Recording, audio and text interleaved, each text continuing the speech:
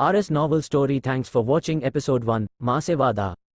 एक 16 साल का लड़का जो अपनी माँ की मृत्यु शैया के पास बैठा था, उसने अपनी माँ का हाथ पकड़ा और बोला, माँ मैं तुमसे वादा करता हूँ मैं इस पूरे वरुण लोक का सबसे ताकतवर योद्धा बनकर तेरी अंतिम इच्छा पूरी करूंगा, ये मेरा तुमसे वादा है। उस लड़के का नाम था अरुण। तभी उसके पिता वहां पर आते हैं और अरुण से उसकी माँ का हाथ छुड़ाते हुए कहते हैं, अब अवंतिका की लाश को अंतिम अग्नि देने का समय हो गया है बेटे, तुम ही उसके सबसे प्यारे बेटे थे, तुम्हें ही ये फर्ज निभाना होगा बेटे। और ये बात सुनते ही अरुण के आंखों से आंसू रुक न पाए और वो फूट फूट कर रोने लगा और रोते रोते अपने माँ की चिता को अग्नि दी। उसके बाद जब वो अपने पिता के साथ अपने महल में पहुंचा तो उसके पिता ने अरुण से कहा, बेटा अब तुम अपने कमरे में जाकर आराम करो, कल तुम्हारे लिए बहुत ही जरूरी दिन है। तब अरुण अपने कमरे में जाकर लेटा लेटा सोचता है कि अगर कल शक्ति परीक्षा में मेरी रैंकिंग नहीं बढ़ी होगी तो मैं अपने बाबा को क्या मुंह दिखाऊंगा, जो मैंने माँ को वादा किया है उस वादे का क्या होगा। और ये सब सोचते सोचते अरुण सो जाता है।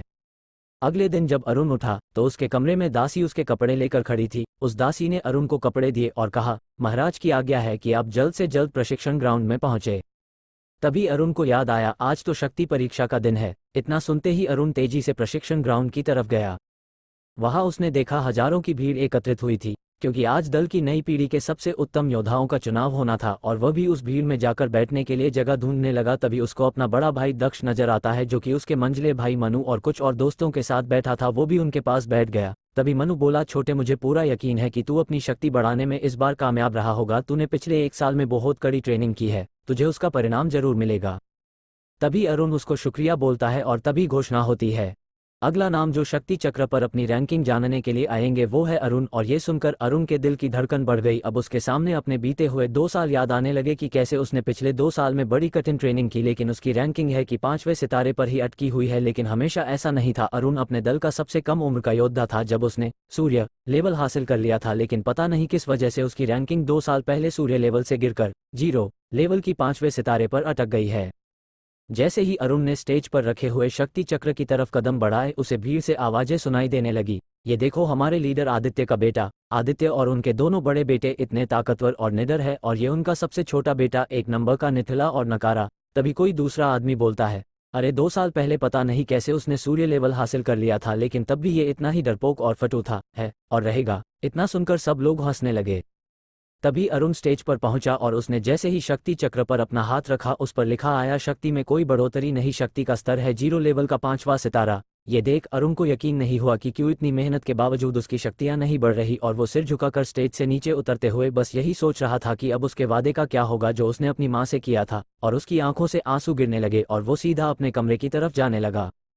रास्ते में जाते जाते वो अपने सब करीबियों को एक बार देखना चाहता था, जिनसे वो बेहद प्यार करता था। सबसे पहले वो अपने पिता को देखता है जो अपने सिंहासन पर बैठे थे। उसे उनकी आवाज़ तो नहीं सुनाई दी, पर वो जरा भी परेशान नहीं दिख रहे थे। फिर उसने अपने भाइयों की तरफ देखा, वो भी अपने दोस्तों के साथ हंस रहे थे। और फिर वो अपनी प्रेमिका सोनिका की तरफ देखता है, वो थोड़ी परेशान नजर आ रही थी। तो अरुण को लगा शायद वो उसके लिए परेशान है, लेकिन ऐसा नहीं था। वो अपनी दोस्त से बात कर रही थी। उसकी दोस्त ने सोनिका से पूछा, क्या तू अरुण के लिए परेशान है?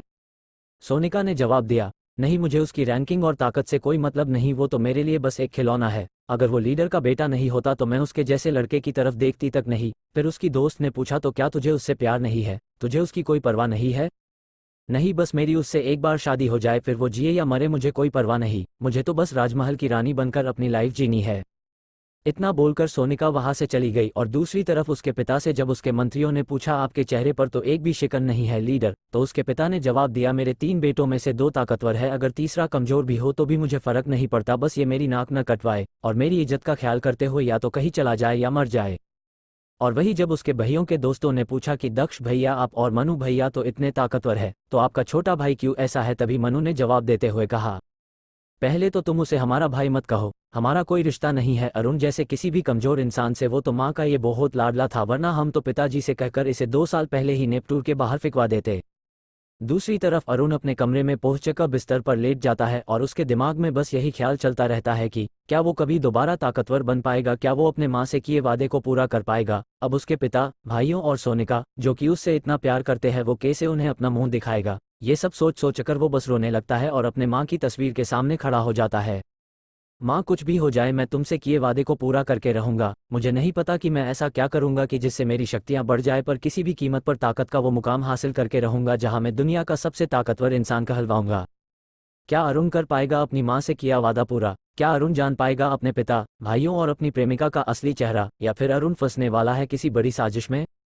जानने के लिए बने रहिए हमारी स्टोरी अ मिस्टीरियस वॉरियर के साथ। To be continued. एपिसोड 2, रिश्तों का असली चेहरा। अगली सुबह अरुण अपने कमरे से बाहर आता है और एक दासी अरुण से कहती है, युवराज, आपको महाराज ने राज दरबार में बुलाया है। ये सुनकर अरुण जल्दी से दरबार की तरफ जाता है, जहां उसके पिता अपनी लीडर की कुर्सी पर बैठे थे और आसपास और बुजुर्ग और अन्य प्रमुख बैठे थे। तभी अरुण ने अपने पिता से पूछा, पिताजी, आपने मुझे बुलाया? आदित्य बोले, देखो अरुण, मुझे पता है तुम बहुत ही काबिल लड़के हो, लेकिन पिछले 2 साल से तुम्हारी शक्तियां बिल्कुल नहीं बढ़ पा रही है, तो मैंने और दल के और बुजुर्गों ने मिलकर यह फैसला लिया ही कि तुम्हें अब इस दल को छोड़कर जाना होगा। तुम्हारी इस दल में अब कोई जगह नहीं बनती।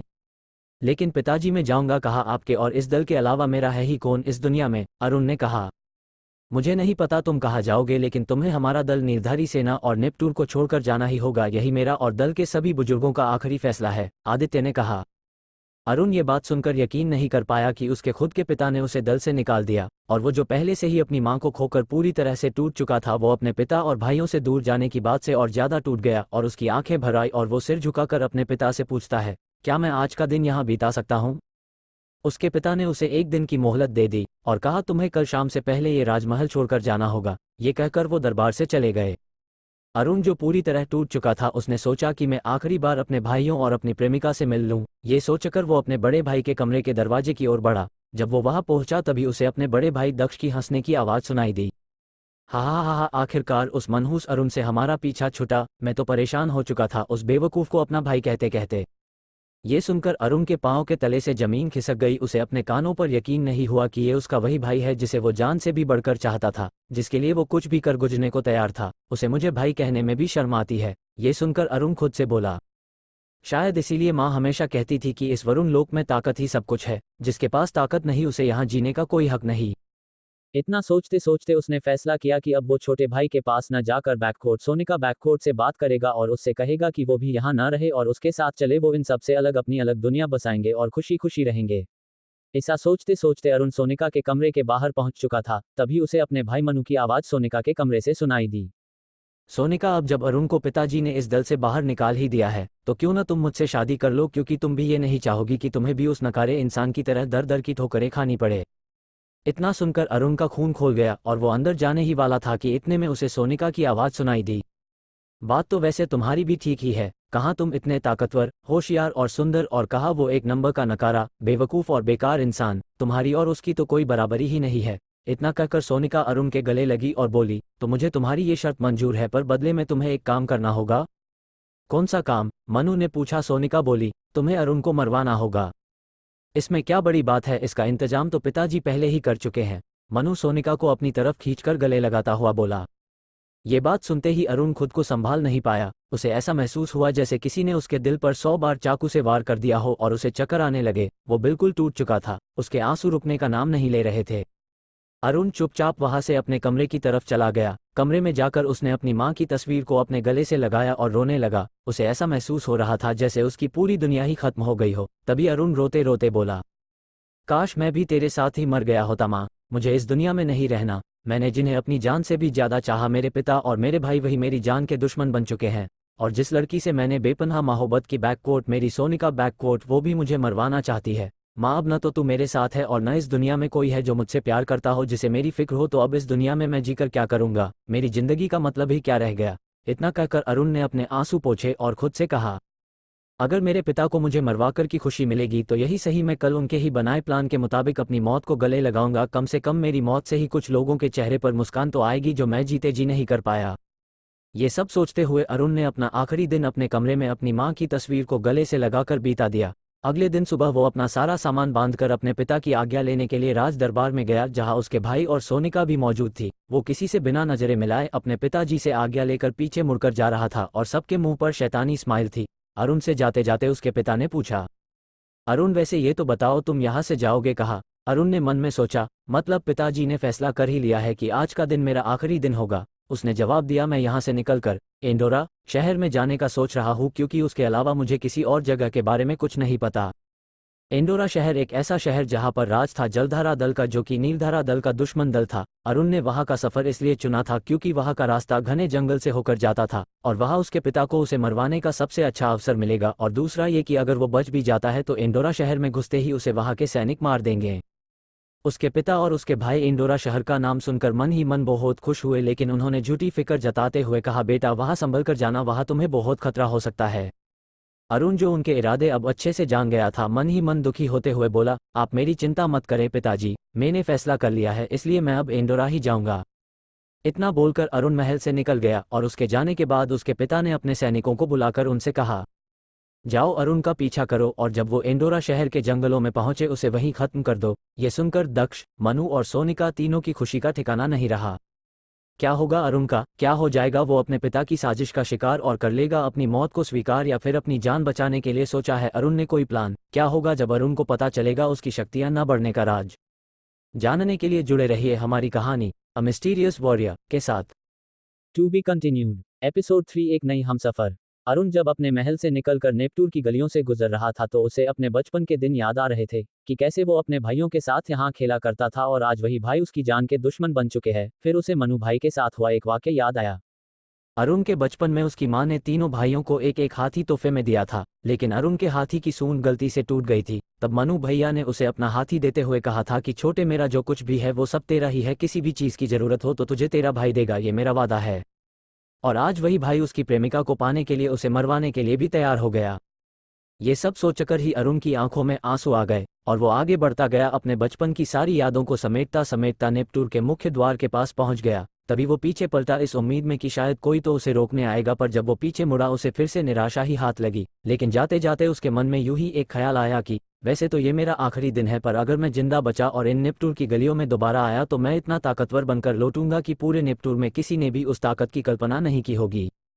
इस ख्याल में डूबा हुआ अरुण मुख्य द्वार ने निकल गया। रास्ते में उसे बहुत से छोटे शहर भी दिखे जिनमें बड़े सुंदर सुंदर बाजार लगे थे। चारों तरफ दवाइयों और जड़ी बूटियों की खुशबू फैली हुई थी। कई दुकानें हथियारों से भरी थी, कुछ हथियार उनमें ऐसे भी थे जिन्हें देखकर अरुण को बस एक ख्याल आया कि इन्हें कोई इंसान उठा भी सकता है या नहीं। ऐसे ख्यालों में डूबे हुए अरुण का मन तो बहुत हुआ कि वो भी कुछ खरीदारी करे, लेकिन न तो उसके पास इतने पैसे थे। वो घर से सिर्फ 1000 सोने के सिक्के लाया था, वो भी उसके कब्जों में पड़े थे। और दूसरा कारण ये भी था कि उसने सोचा अगर मर ही जाऊंगा तो सामान का मैं करूंगा भी क्या। ये सोचकर उसने कुछ नहीं खरीदा और सीधे बाजार से बाहर निकल गया। अब उसके सामने जंगल था, बहुत ही घना और खतरनाक दिखने वाला जंगल, और अरुण आज तक कभी भी ऐसे किसी घने जंगल में नहीं गया था।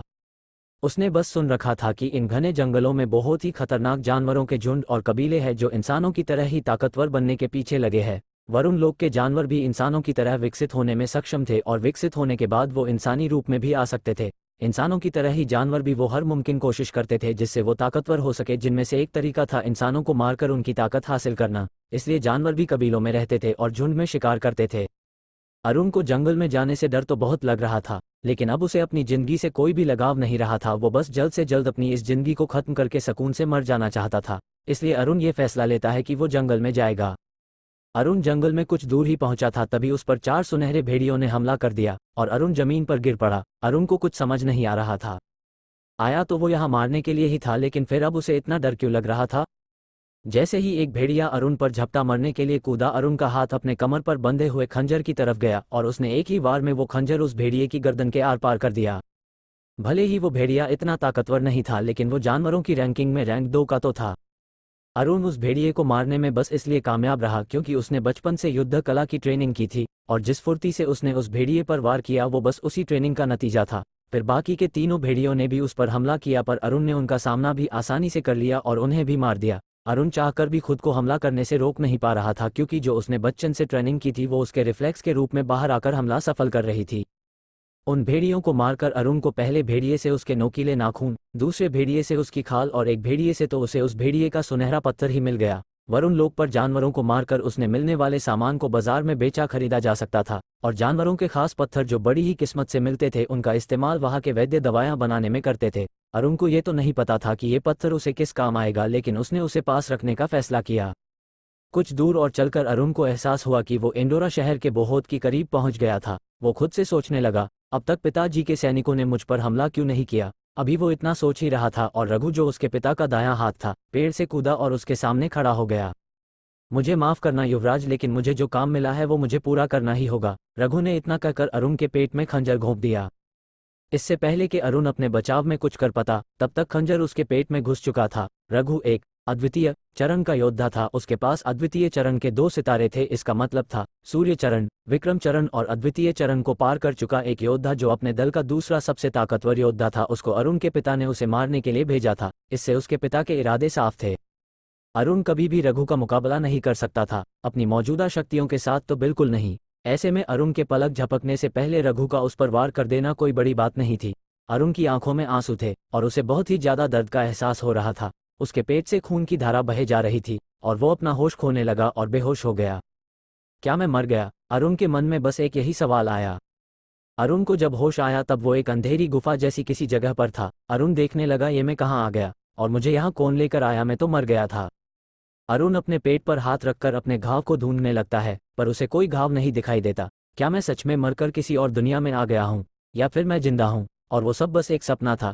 ये सब सोचते सोचते गुफा में जिस पत्थर पे अरुण लेटा था उस पर से उठा और बाहर जाने का रास्ता ढूंढने लगा और अपने आसपास देखने लगा। उसे इतना तो समझ आ गया था कि वो जिंदा है, लेकिन उसे ये समझ नहीं आया कि उसकी जान बचाई किसने और वो यहाँ कैसे पहुंचा।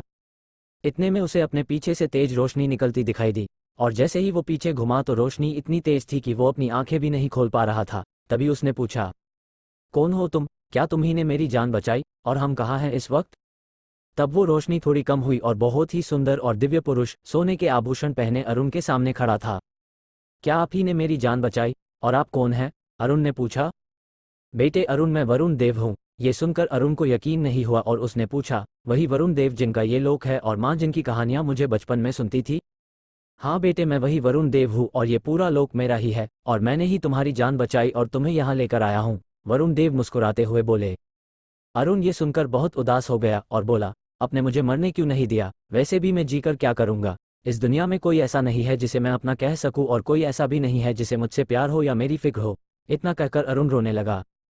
अरुण बेटे, मेरी बात ध्यान से सुनो। तुम्हारा जन्म एक बहुत ही महान उद्देश्य से हुआ है। वो कार्य क्या है वो अभी मैं तुम्हें नहीं बता सकता, लेकिन मैं तुम्हें ये बता देना चाहता हूँ कि तुम्हारा जिंदा रहना पूरे वरुण लोक के लिए बहुत ही जरूरी है।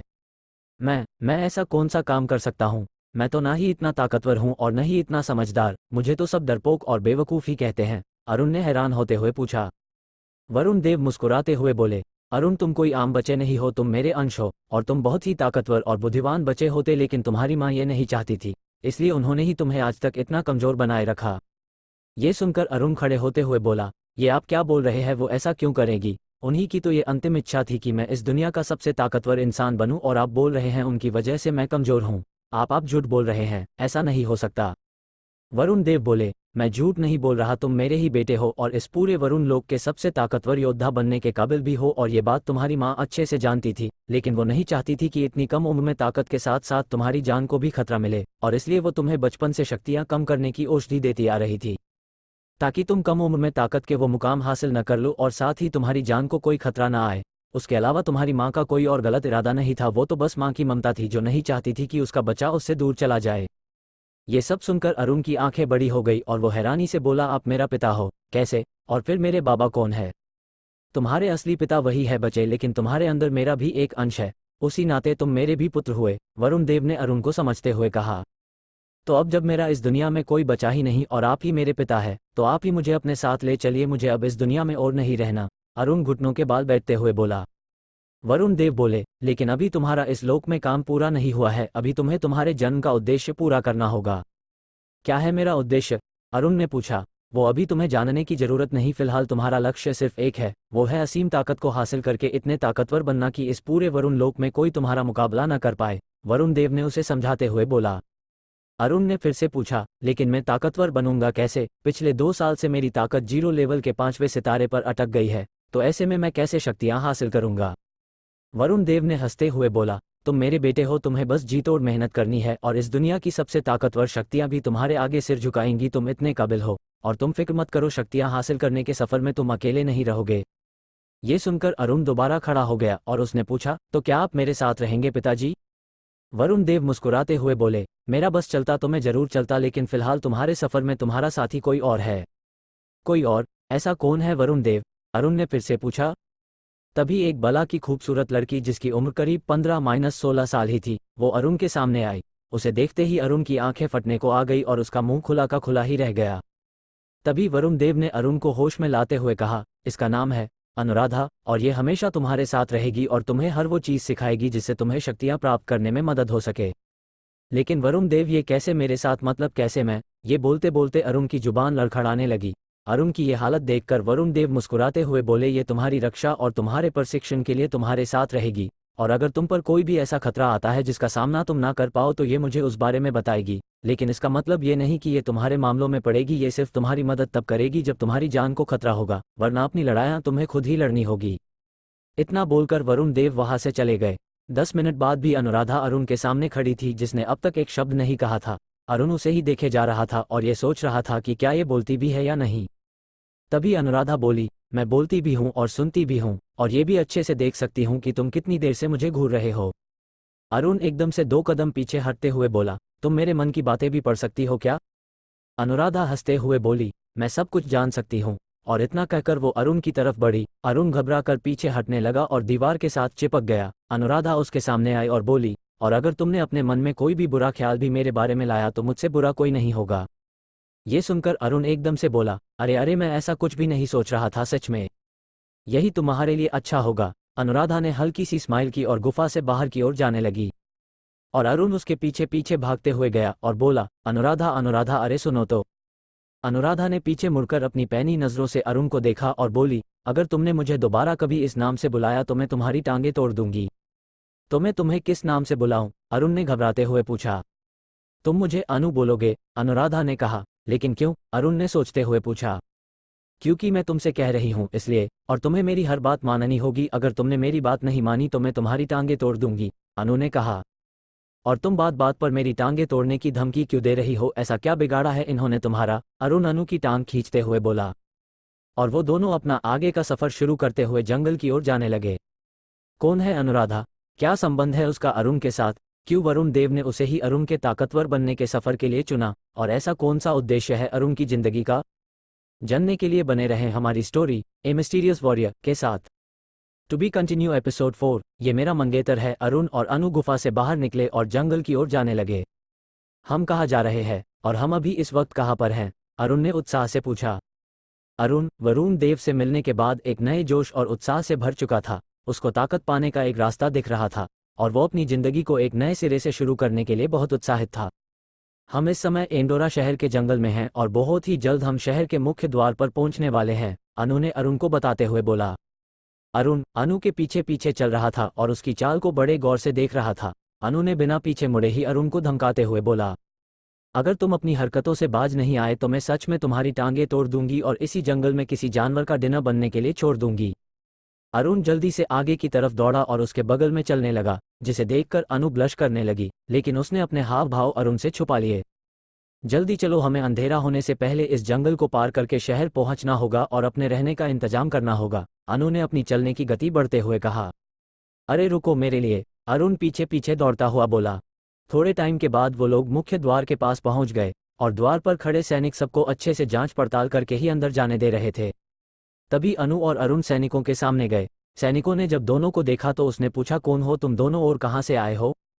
अनु ने जवाब देते हुए कहा, मेरा नाम अनुराधा है और ये मेरा मंगेतर अरुण और हम नेपटूर से आए हैं। इतना सुनकर सैनिक थोड़ा हैरान हुआ कि इतनी कम उम्र के बच्चे और मंगेतर, पर उसने उन्हें जाने दिया। अरुण अनु की तरफ अजीब से तरीके से देख रहा था। क्या हुआ, ऐसे क्या घूर रहे हो? अनु ने पूछा। तुमने सैनिक से झूठ क्यों बोला? अरुण ने पूछा। तो और मैं क्या बोलती कि मैं एक अप्सरा हूँ जिसे वरुण देव ने भेजा है, अनु ने कटाक्ष करते हुए बोला। अरे नहीं नहीं, पर क्या तुम सच में एक अप्सरा हो? अरुण ने हैरानी से पूछा। तो तुम्हें क्या मैं चुड़ैल या डायन दिख रही हूँ? अनु ने अपनी भवें ऊपर करते हुए कहा। अरे नहीं नहीं, मैंने ऐसा कब कहा? अरुण घबराते हुए बोला। अनु अरुण को घबराते हुए देखकर हंसने लगी और अरुण भी उसके साथ हंसने लगा। अरुण को ऐसे खुश देख अनु अपने मन में सोचती है, कितने समय बाद तुम मुस्कुराए हो अरुण। तुम्हें अब मैं ये कैसे बताऊं कि तुम्हारी इस हंसी को देखने के लिए मैं कितना तड़पी हूं और कितनी मुश्किल से मैंने वरुण देव को तुम्हारे साथ रहने के लिए मनाया है। मैं वादा करती हूं अरुण, अब इसके बाद तुम कभी अकेला महसूस नहीं करोगे, मैं हमेशा तुम्हारे साथ रहूंगी। अरुण अनु को अपनी ओर ऐसे घूरते हुए देखते हुए बोलता है, क्या हुआ, कहीं फिर से मेरी टांगें तोड़ने का इरादा तो नहीं? अनु मुस्कुराकर आगे बढ़ने लगी। इतने में कुछ सैनिकों ने आकर उनको घेर लिया और एक 24-25 साल का लड़का घोड़े से उतरा और अनु के सामने आकर खड़ा हो गया। कौन हो तुम और हमारा रास्ता क्यों रोका तुमने? अनु ने गुस्से में पूछा। तो तुम दोनों हो जो नेपटूर से यहाँ आए हो? वैसे तुम हो तो भला की खूबसूरत, उसने अनु के कंधे को छूते हुए बोला। ये देखकर अरुण का खून खोल गया और वो बोला, तुम हो कौन और हमारा रास्ता रोकने की तुम्हारी हिम्मत कैसे हुई? मेरा नाम मानिक है और मैं एंडोरा शहर का सेनापति हूँ और मुझे पूरा हक है किसी का भी रास्ता रोककर उनसे पूछताछ करने का, वो लड़का बोला। तुम कोई भी हो लेकिन हमारा रास्ता छोड़ो वरना अच्छा नहीं होगा, अनु ने बोला। इतने में अरुण अनु के कान में धीरे से बोलता है, ये कम से कम शौर्य चक्र के 2 सितारे हासिल कर चुका है और हम इसका मुकाबला नहीं कर पाएंगे।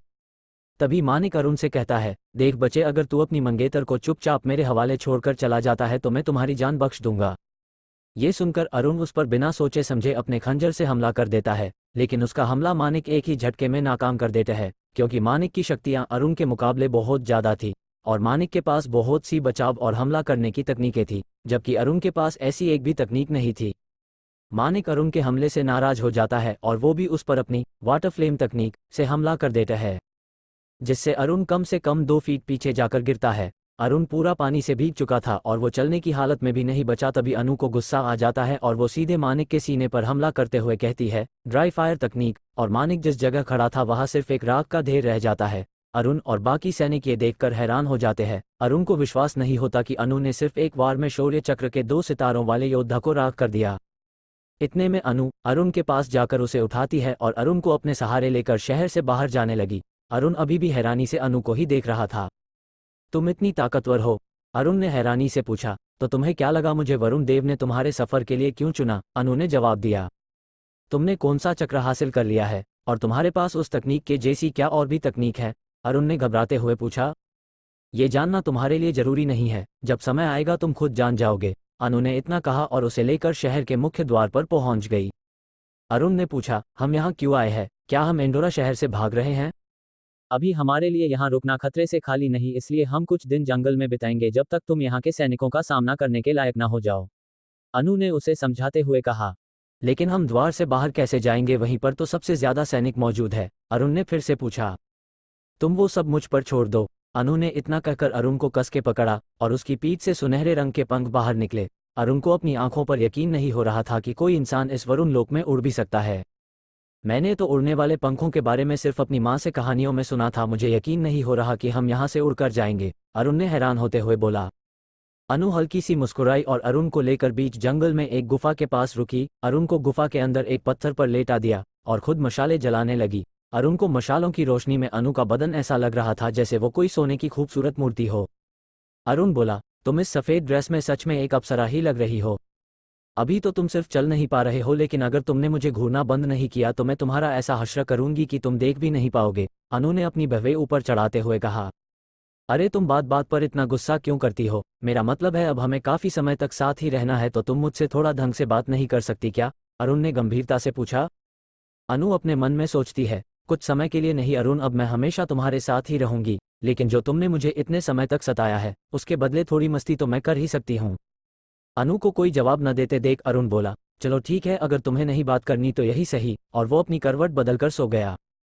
कुछ समय बाद अनु ने अरुण को उठाते हुए बोला, अरुण उठो, उठो ना अरुण, मैं कब से तुम्हें उठाने की कोशिश कर रही हूँ और तुम उठने का नाम ही नहीं ले रहे, उठो ना। अरुण अपनी आंखें मलते हुए उठता है और उसे खाने की खुशबू आने लगती है जिससे उसकी नींद झट से उड़ गई और वो पूछता है, क्या तुमने खाना पकाया है? मुझे बहुत भूख लगी है। अनु चिढ़ते हुए बोलती है, पिछले 10 मिनट से तुम्हें उठाने की कोशिश कर रही ही और तुम हो कि उठने का नाम ही नहीं ले रहे। अरे सॉरी पर अभी तो मुझे खाना दे दो, अरुण ने अपनी जीभ से होंठों को गीला करते हुए बोला, जिसे देखकर अनु हंसने लगी और फिर बोली, अच्छा ठीक है लो।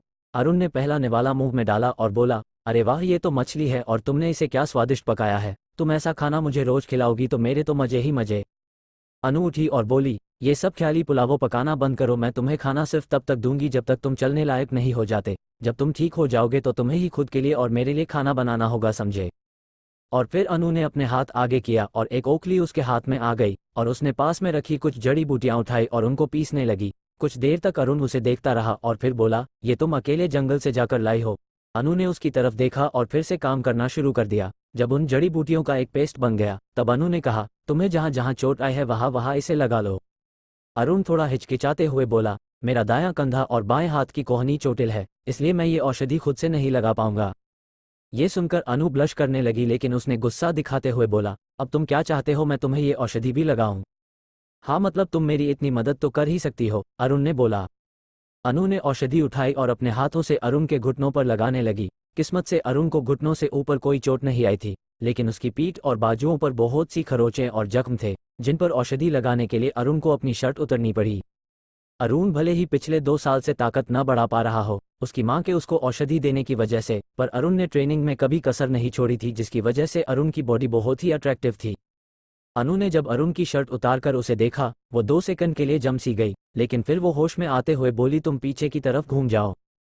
जब वो अपने कोमल हाथों से उसकी पीठ के ऊपर वो लेप लगा रही थी, तो अरुण को एक अजीब सा एहसास हो रहा था। उसको ऐसा एहसास कभी सोनिका के साथ भी महसूस नहीं हुआ था।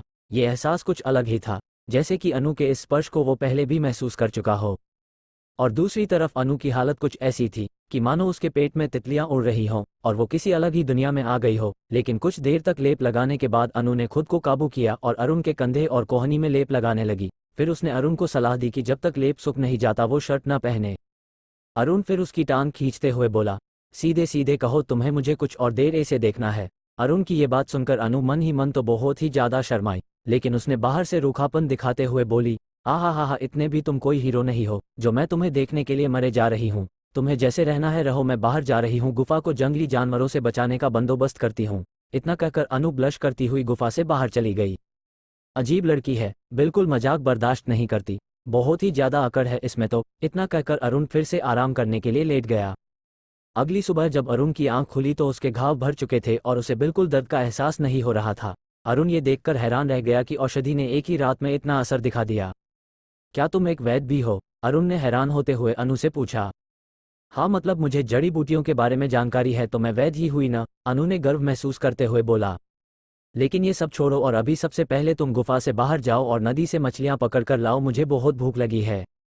अरुण ने हैरानी से पूछा, मगर बाहर तो बहुत से खतरनाक जानवर होंगे, तो ऐसे में मैं कैसे बाहर जा सकता हूँ?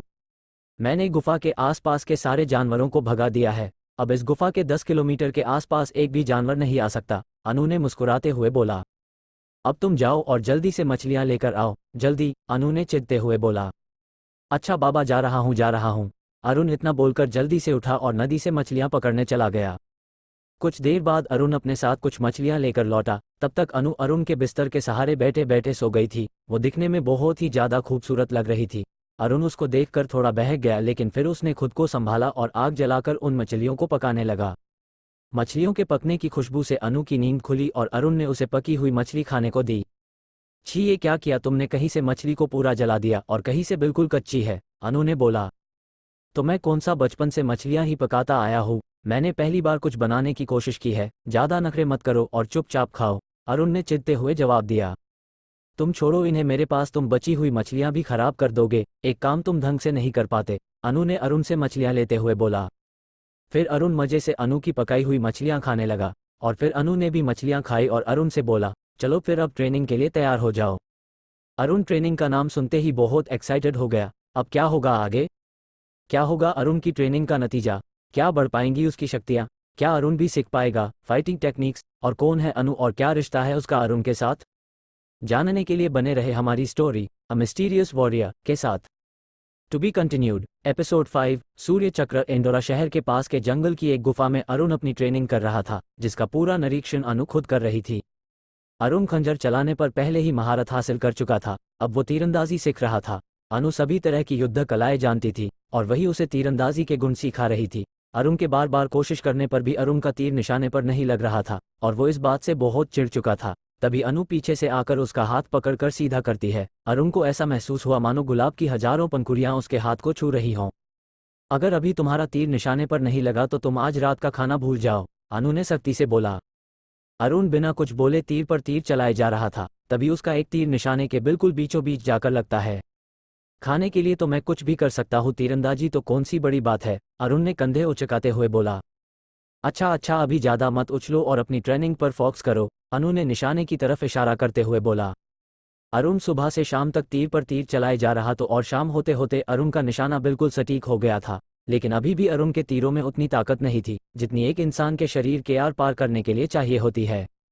शाम होते होते अरुण को अपनी बाजुएं और दोनों कंधे महसूस होना बंद हो चुके थे। उसे ऐसा लग रहा था कि उसकी बाहें उसके कंधों के साथ हो ही न। तभी अनु उसे रुकने के लिए बोल देती है, शुक्र है तुम्हें मुझ पर तरस तो आया, वरना मुझे तो लगा था तुम मुझसे तब तक तीर चलवाओगी जब तक मैं मर नहीं जाता। अरुण गहरी सांसें लेते हुए बोला। ये सुनकर अनु की आंखों में आंसू आ गए और उसने गुस्से में बोला, खबरदार अगर तुमने दोबारा मेरे सामने मारने की बात भी की। इतना कहकर वो गुफा में चली गई और मछलियां पकाने लगी। अरे अजीब लड़की है, इसे क्या हो गया अब, ये सोचते सोचते अरुण भी उसके पीछे गुफा में चला गया। अरे मैंने तो बस मजाक में ये कहा था और तुम इतना सीरियस ले रही हो, एक छोटी सी ही तो बात थी, अरुण ने बोला। अनु ने कुछ जवाब नहीं दिया और अरुण को मछलियां खाने को देकर अरुण के लिए फिर से जड़ी बूटियों का लेप बनाने लगी। अब मेरे घाव ठीक हो चुके हैं, अब मुझे इसकी जरूरत नहीं है, अरुण ने थोड़ा हिचकिचाते हुए बोला। ये लेप जख्मों के लिए नहीं है, ये लेप तुम्हारी दिन भर की थकान मिटाने के लिए है ताकि तुम कल फिर से उसी ताकत के साथ ट्रेनिंग कर पाओ, अनु ने रूखे से बोला। अनु के हाथों पर जड़ी बूटियां लगी हुई देखकर अरुण उसके पास गया और अपनी मछली से एक टुकड़ा तोड़कर उसने अनु की तरफ करते हुए कहा, ये लो तुम भी खाओ, तुम भी सुबह से भूखी हो और अभी भी तुम काम किए जा रही हो। अरुण को इतने प्यार से खिलाते हुए देखकर अनु से रहा नहीं गया और उसने अपना मुंह हल्का सा खोला। अरुण ने उसे खिलाते हुए कहा, तुम मुस्कुराते हुए बहुत सुंदर लगती हो। अरुण की ये बात सुनकर अनु के चेहरे पर मुस्कुराहट आ गई, लेकिन तभी वो होश में आते हुए बोली, अच्छा ठीक है, अब ज़्यादा माखन मत लगाओ, मैं तुम्हारे इरादे अच्छे से जानती हूँ। और उसने अरुण से मुंह फेर लिया। ऐसा नहीं था कि उसे अरुण का केयर करना अच्छा नहीं लग रहा था, लेकिन फिलहाल अभी के लिए वो अरुण को उसके लक्ष्य पर फोकस करते हुए देखना चाहती थी, बस इसलिए वो अरुण के साथ थोड़ा सख्ती से रहती थी। अरुण अनु के स्वभाव को समझ ही नहीं पा रहा था। कभी तो अनु उसके लिए इतनी फिक्र करती है कि उसके मरने की बात सुनते ही इतनी नाराज हो गई, और कभी ऐसे बर्ताव करती है जैसे उसे मेरे साथ रहने के लिए जबरदस्ती भेजा गया हो। क्या अजीब लड़की है यार ये, अरुण अपना सिर झुकाते हुए बोला। ऐसे ही ट्रेनिंग करते करते अरुण को अब 15 दिन हो चुके थे। वो गुफा के बाहर एक पेड़ पर एक लकड़ी का मोटा सा टुकड़ा बांधकर उस पर तीरंदाजी की प्रैक्टिस कर रहा था। तभी अरुण ने अपने धनुष की रस्सी को पीछे खींचकर छोड़ा और वो तीर सीधे जाकर उस लकड़ी के टुकड़े के आर पार चला गया। उसकी ताकत भी पहले से काफी बढ़ चुकी थी, वो 5वें सितारे से बढ़कर 6ठे सितारे पर पहुंच गया था।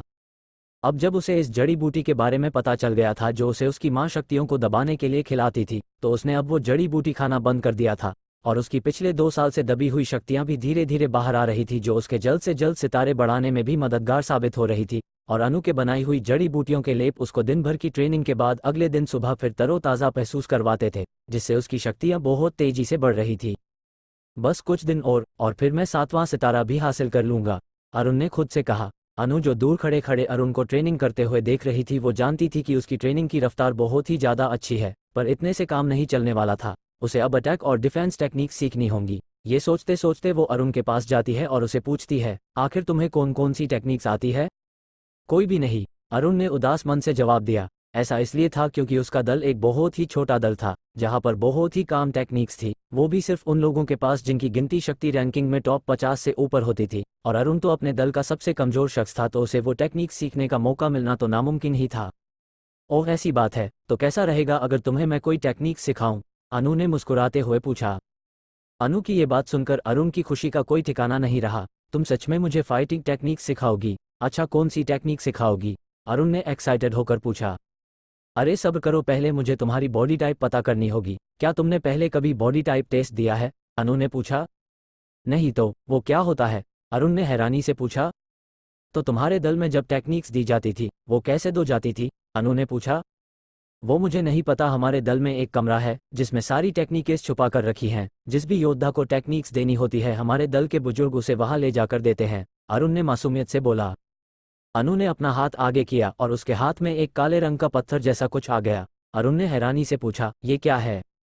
ये एक ऐसा पत्थर है जो हर योद्धा की बॉडी टाइप बताता है। हर योद्धा की बॉडी टाइप इसी से जांच कर ही उसे उसी बॉडी टाइप की टेक्निक्स दी जाती हैं। जैसे मेरा बॉडी टाइप फायर है तो मेरी अटैकिंग स्किल्स बहुत अच्छी है, तो मैं ज़्यादा अटैकिंग टेक्निक्स की ट्रेनिंग करूंगी। ऐसे ही तुम भी इस पत्थर पर हाथ रखो और अपनी बॉडी टाइप चेक करो। इतना बोलकर अनु ने वो पत्थर अरुण की ओर बढ़ाया। अरुण ने जैसे ही उस काले पत्थर पर हाथ रखा उसके सामने बड़े अक्षरों में लिख कर आया, बॉडी टाइप फायर। ये देखते ही अरुण ने अनु से कहा, मेरा भी बॉडी टाइप फायर ही है, इसका मतलब है मैं तुमसे तुम्हारी सारी टेक्निक सीखूंगा।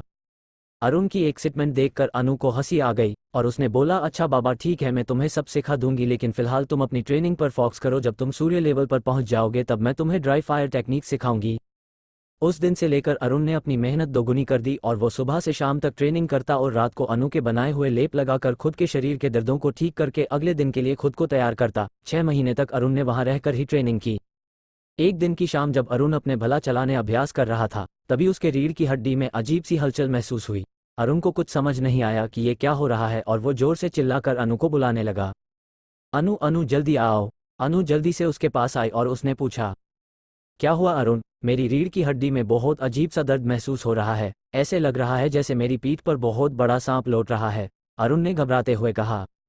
अनु ने कहा, तुम घबराओ मत, तुम सूर्य चाकर हासिल करने की कगार पर हो। इतना बोलकर अनु उसे गुफा के अंदर ले गई और उसे वहां एक पत्थर पर बैठा दिया।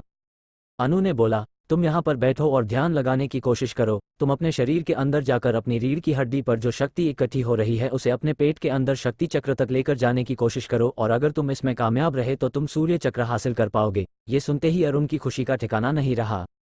अरुण ने वहीं आसान लगाया और अपने शरीर पर अपना सारा ध्यान केंद्रित करने लगा। ऐसा करते करते उसे सुबह से शाम हो गई। आखिरकार वो अपने शरीर के अंदर जाने में कामयाब रहा। जब वो अपनी रीढ़ की हड्डी पर पहुंचा तो उसने देखा वहां एक बेकाबू शक्तियों की लहर इधर उधर घूम रही थी, लेकिन जैसे ही अरुण उसके पास जाने की कोशिश की उस शक्ति ने उस पर हमला कर दिया।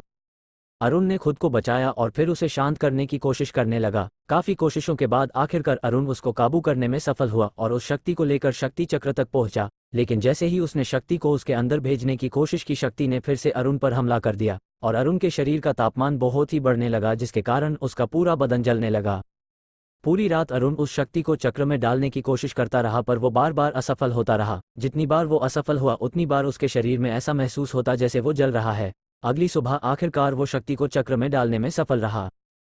फिर जब उसने अपनी आंखें खोली तो उसके आसपास की सारी हवा गर्म हो रखी थी। फिर उसे महसूस होता है जैसे उसकी ताकत बहुत ज़्यादा बढ़ गई है, लेकिन जैसे ही वो अपने शरीर की तरफ देखता है उसके सारे कपड़े जल चुके थे और वो खुद को वैसी हालत में देखकर बहुत ही शर्मिंदा महसूस करने लगा। तभी उसे ख्याल आया कि जब वो ध्यान में बैठा था तब अनु भी इसके पास ही खड़ी थी। इतना ख्याल आते ही वो शर्म से लाल पीला होने लगा और खुद को ढकने के लिए इधर उधर कुछ ढूंढने लगा। तभी उसे पास के पत्थर पर रखे कुछ कपड़े दिखाई दिए जो कि लड़के के ही थे। अरुण समझ गया वो अनु ने ही वहां रखे होंगे। अरुण ने जल्दी से वो कपड़े पहने और गुफा के बाहर जाकर अनु को ढूंढने लगा। अरुण गुफा से बाहर आकर देखता है अनु एक पत्थर पर बैठे बैठे अपनी शक्ल पानी में देखते हुए मुस्कुरा रही थी। अरुण की आहट से वो पीछे मुड़ी और हड़बड़ाहट में बोली, तुमने क्या सूर्य चक्र हासिल कर लिया? अरुण ने हल्की मुस्कुराहट के साथ अपना सिर हाँ में हिलाया और वो अनु के सामने जाकर खड़ा हो गया। तुम्हारा शुक्रिया मैं कैसे अदा करूं? तुमने पिछले 6 महीनों में मेरी बहुत ज़्यादा मदद की है, अरुण ने अनु का हाथ पकड़ते हुए बोला। अनु थोड़ा मुस्कुराई और बोली, उसकी कोई ज़रूरत नहीं है, ये मेरा काम था जो मुझे वरुण देव ने सौंपा है और अभी भी वो काम पूरा नहीं हुआ है, तो अगर मुझे कुछ चाहिए होगा मैं तुमसे तभी मांग लूंगी, वो भी पूरे हक से। लेकिन तभी अनु ने उसकी शर्ट को पकड़ते हुए बोला, वैसे ये कपड़े तुम पर जच रहे हैं।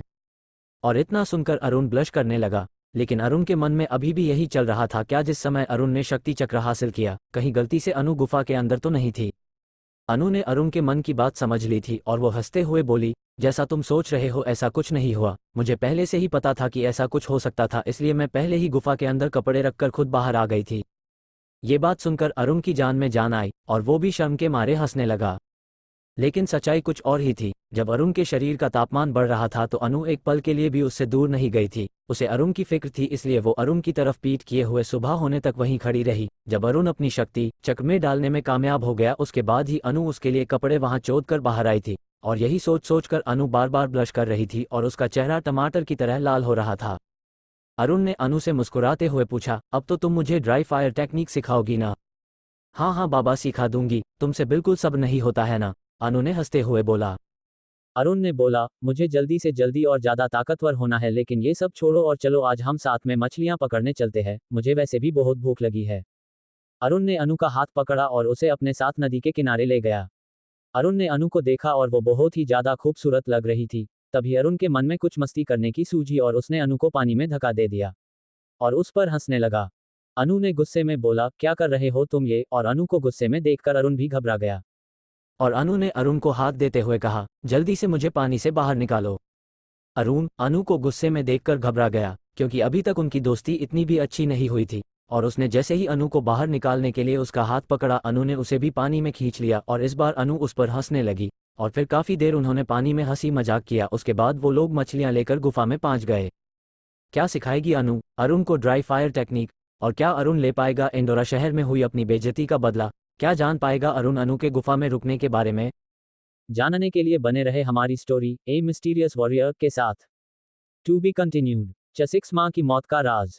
एंडोरा शहर के पास के जंगल के बीचों बीच एक लड़के के चिल्लाने की आवाज आ रही थी, ड्राई फायर टेक्निक। अरुण गुफा के पास के पेड़ों पर ड्राई फायर टेक्निक की प्रैक्टिस कर रहा था जो उसे अनु ने सिखाई थी।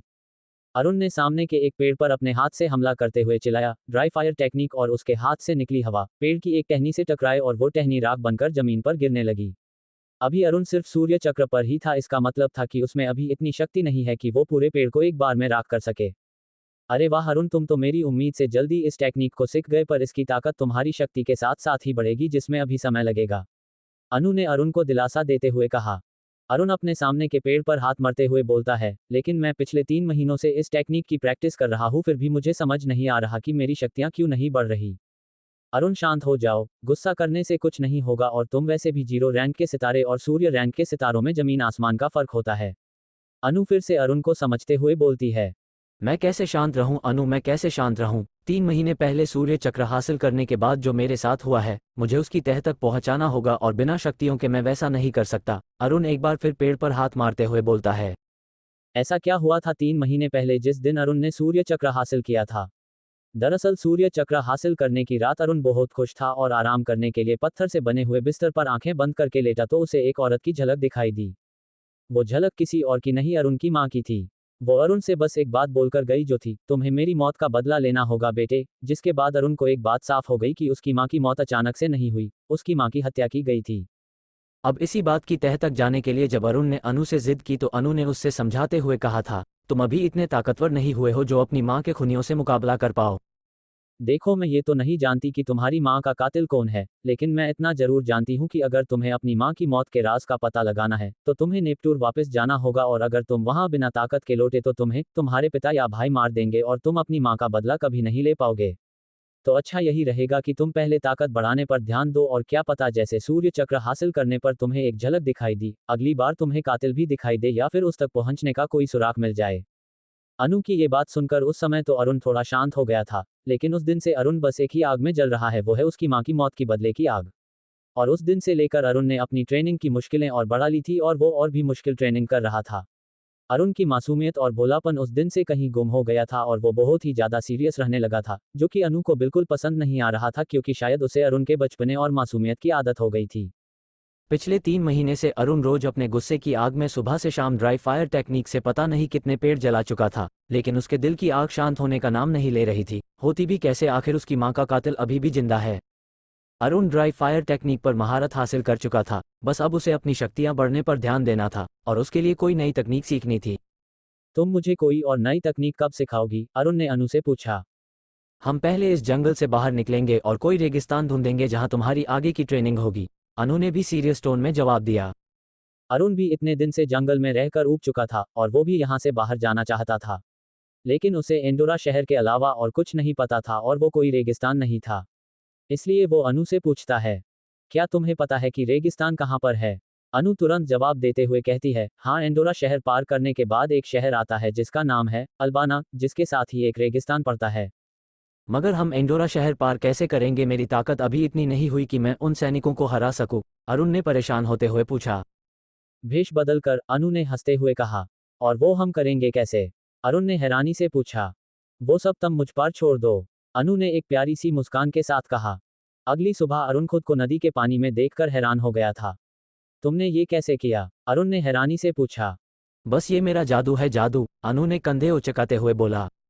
अच्छा ठीक है, पर क्या मैं हमेशा के लिए इसी बूढ़े वाले लुक में तो नहीं रह जाऊंगा ना? अरुण ने अनु की तरफ देखते हुए बोला। नहीं नहीं, ऐसा कुछ नहीं है, अगर ऐसा होता तो मैं खुद को बूढ़ी औरत का लुक क्यों देती, अनु ने हंसते हुए बोला। फिर वो दोनों दोबारा एंडोरा शहर के मुख्य दरवाजे पर पहुंच चुके थे। सैनिक ने अरुण से पूछा, कौन हो आप लोग, अपनी पहचान बताओ। मेरा नाम वरुण है, आहा, और ये मेरी बीवी नीलम है, अरुण बूढ़े की आवाज में खांसते हुए बोला। कहाँ से आए हो? सैनिक ने पूछा। अरुण को नेपटूर और एंडोरा का ही नाम पता था और उसके अलावा उसको कुछ नहीं पता था। तभी अनु बीच में बोल पड़ी, हम यहाँ अलगीरा शहर से आए हैं। इतना सुनकर सैनिक ने उन्हें अंदर जाने दिया। फिर वो वहां से एक बाजार में पहुंच गए और तभी अनु को एक दुकान पर एक तलवार दिखाई देती है। अरुण, तुम्हें ये तलवार ले लेनी चाहिए, अनु ने कहा। लेकिन मुझे तलवार चलाने में दिलचस्पी नहीं है, उससे अच्छा तो मैं अपने खंजर से दुश्मनों का सामना कर सकता हूँ। अरुण ने कंधे उचकाते हुए कहा। मेरी बात मानो और ये तलवार खरीद लो, ये तुम्हारे बहुत काम आएगी। ऐसा कहकर अनु अरुण को लेकर दुकान में चली गई। ये तलवार कितने की है? अरुण ने दुकानदार से पूछा। 800 सोने के सिक्के, दुकानदार ने बिना अरुण की तरफ देखे बोला। वो तलवार इतनी पुरानी थी कि कोई भी उसे 800 सोने के सिक्कों में नहीं खरीदना चाहता था, इसीलिए दुकानदार ने सोचा ये लोग भी तलवार का दाम सुनकर चले जाएंगे। ये तलवार हम लेंगे, अनु ने अरुण का हाथ पकड़ते हुए कहा। अरुण ने भी बिना कुछ बोले 800 सोने के सिक्के निकालकर दुकानदार के सामने रख दिए, और दुकानदार ने जल्दी से पैसे उठाए और बोला ले जाओ, और कुछ चाहिए तो वो भी बताओ। नहीं, हमें और कुछ नहीं चाहिए, अरुण ने बेरुखी से अनु की तरफ देखते हुए बोला। तभी अनु को एक कला पत्थर उसी दुकान पर पड़ा दिख जाता है, और वो अरुण से हिचकिचाते हुए बोली, दरअसल ये पत्थर भी तुम्हारे बहुत काम आ सकता है, तुम इसे भी ले लो। दुकानदार झट से बोला, 100 सोने के सिक्के, इस पत्थर की कीमत है 100 सोने के सिक्के। अरुण ने न चाहते हुए भी 100 सोने के सिक्के और निकाले और दुकानदार को देते हुए कहा, बस अभी हम और कुछ नहीं लेंगे। और वो दुकानदार अपनी लालच भरी निगाहों से अनु की तरफ देख रहा था, लेकिन अनु ने भी अरुण की बात मानते हुए वो काला पत्थर उठाया और अरुण के साथ दुकान से बाहर आ गई। अरुण ने तलवार को हाथ में लेते हुए बोला, इस तलवार में तो जंग लग चुका है और ऐसा लग रहा है जैसे ये किसी योद्धा की तलवार है। ये एक योद्धा की ही तलवार है और जब तुम्हें उसकी असलियत पता चलेगी, तुम खुशी के मारे नाचने लगोगे। अनु ने कंधे उचकाते हुए कहा। अरे पर बताओ तो सही, इसमें ऐसा क्या खास है? अरुण ने पूछा। पहले हमें रात को रुकने का इंतजाम करना होगा, इतना कहकर अनु ने एक होटल की तरफ इशारा करते हुए कहा। अरुण और अनु ने वहां जाकर एक रात गुजारने का दाम पूछा तो उन्होंने बताया एक कमरे का किराया एक रात के लिए 100 सोने के सिक्के है। अरुण ने अनु से कहा, देखो मेरे पास सिर्फ 100 सोने के सिक्के बचे हैं तो आज रात हम एक कमरे में ही रहना होगा। अरुण की ये बात सुनकर अनु बहुत ही ज्यादा शर्मा गई, लेकिन उसने हल्के से सिर हिलाते हुए कहा, ठीक है, अब और कर भी क्या सकते हैं। कमरे की चाबी लेकर वो दोनों कमरे में चले गए। कमरा इतना छोटा था कि उसमें सिर्फ एक बिस्तर था और एक आईना रखा हुआ था, उसके अलावा वहां और कुछ नहीं था। अरुण और अनु दोनों ये देखकर बहुत हैरान हुए और एक दूसरे को उन्हीं हैरानी भरी नजरों से घूरने लगे। लेकिन अरुण ने तभी कहा, कोई बात नहीं, मैं जमीन पर सो जाऊंगा और बिस्तर पर तुम सो जाना, लेकिन मुझे पहले ये बताओ कि तुमने ये तलवार और ये काला पत्थर खरीदने को क्यों बोला? लाओ ये तलवार मुझे दो, अरुण से तलवार लेते हुए कहा, और उसे अपने हाथों से साफ करते हुए बोला, देखो जरा। अरुण ने अपने हाथ में तलवार ली जो फिर से नई जैसी चमक रही थी। तभी अरुण का ध्यान उस पर लिखे कुछ शब्दों पर पड़ा जिस पर लिखा था, लहराती तलवार टेक्निक। ये शब्द पढ़कर ही अरुण की खुशी का ठिकाना नहीं रहा। उसके हाथ किसी पुराने समय के योद्धा की तलवार और टेक्निक लग चुकी थी, जो कि खुद में ही बहुत बड़ी बात होती है। दरअसल एक पुराने योद्धा की टेक्निक की कीमत कम से कम 10,000 सोने के सिक्के होती है और उसे ये सिर्फ 800 सोने के सिक्कों में मिल गई थी। अरुण का मन तो कर रहा था वो कसकर अनु को गले लगा ले, पर उसने खुद को काबू में करते हुए कहा, लेकिन ये मुझे सिखाएगा कौन? अनु ने कहा, तुम्हें बस ध्यान मुद्रा में बैठकर इस तलवार को अपने हाथ में रखे रखे इसके मालिक का ध्यान करना होगा और वो खुद आकर खुद इस तकनीक को सिखा देंगे। लेकिन अरुण फैसला करता है कि वो कुछ टाइम बाद जब रेगिस्तान पहुंच जाएगा तभी इस तकनीक को सीखना शुरू करेगा। फिर अरुण ने अपनी जेब से वो काला पत्थर निकाला और अनु से पूछा, ये क्या है? अनु ने कहा, इसके बारे में मुझे अच्छे से तो नहीं पता, लेकिन इस पत्थर में जरूर कुछ काम की चीज होगी क्योंकि इससे मुझे बहुत ही शक्तियां महसूस हो रही थी। तो अब इसका मैं करूँ क्या? अरुण ने एक सिटमेट में पूछा। अनु ने उसके हाथ से वो पत्थर लिया और उसे घिसना शुरू किया। तभी उसके अंदर से एक अंगूठी निकली। अनु ने वो अंगूठी अरुण को पहना दी। जब दोनों को इस बात का ध्यान आया तो वो दोनों ब्लश करने लगे। अरुण के हाथ में जैसे ही अंगूठी गई तो अरुण को अपने हाथ में एक अजीब सी ताकत महसूस हुई, जैसे उसके हाथ में एक अलग ही शक्ति आ गई हो। तभी अनु हैरान होते हुए बोली, अरुण, तुम्हारी किस्मत की दाद देनी होगी, तुम्हारे हाथ एक ऐसी चीज लग चुकी है जिसके बारे में तुम सोच भी नहीं सकते थे। अरुण ने हैरान होते हुए पूछा, ऐसा क्या है इस अंगूठी में? इस अंगूठी में एक खास ताकत है, अगर इसे पहनकर तुम किसी भी तकनीक का इस्तेमाल करोगे तो ये उसका असर 10 गुना तक बढ़ा सकती है, अनु ने हंसते हुए बोला। क्या सच में? अरुण हैरान होते हुए खुशी से पागल ही हो गया। उसने खुशी के मारे अनु को गले लगा लिया और कहने लगा, तुमने तो ये कमाल ही कर दिया, अगर तुम नहीं होती तो मेरा क्या होता? और अनु अपनी जगह पर जम गई थी। उसे ऐसा लग रहा था जैसे पूरी दुनिया बस इसी पल में रुक जाए और अरुण हमेशा बस यूएसए से ही गले लगाए रखे। जब अरुण को ख्याल आया कि उसने अभी क्या किया तो वो जल्दी से पीछे हुआ और हड़बड़ाते हुए कमरे से बाहर की तरफ चला गया, और अनु अभी भी उसी जगह ऐसे खड़ी थी जैसे वो बर्फ में जम गई हो।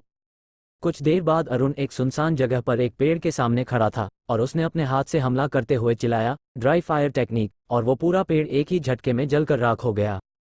लेकिन अरुण को उस हमले के बाद इतनी कमजोरी महसूस हुई कि मानो उसके शरीर में बिल्कुल जान नहीं बची और वो वहीं जमीन पर लेट गया। कुछ टाइम बाद जब उसके शरीर में थोड़ी शक्तियां वापस आई तब वो खड़ा हुआ और दोबारा अपने कमरे की तरफ जाने लगा। वो जैसे ही कमरे में पहुंचा, अनु उसकी हालत देखकर डर गई और उसने घबराते हुए बोला, अरुण मुझे माफ कर दो, मैं तुम्हें एक बात बताना भूल ही गई थी कि ये अंगूठी तुम्हारी सारी शक्तियां एक बार में ही इस्तेमाल करके उस ताकतवर हमले को अंजाम देती है, लेकिन उसके बाद तुम इतने कमजोर हो जाओगे कि तुम्हें दोबारा खड़े होने में थोड़ा समय लगेगा। इतना बोलकर अनु ने उसे बिस्तर पर लेटा दिया और उसे जड़ी बूटियों से बनी एक दवा पिलाई।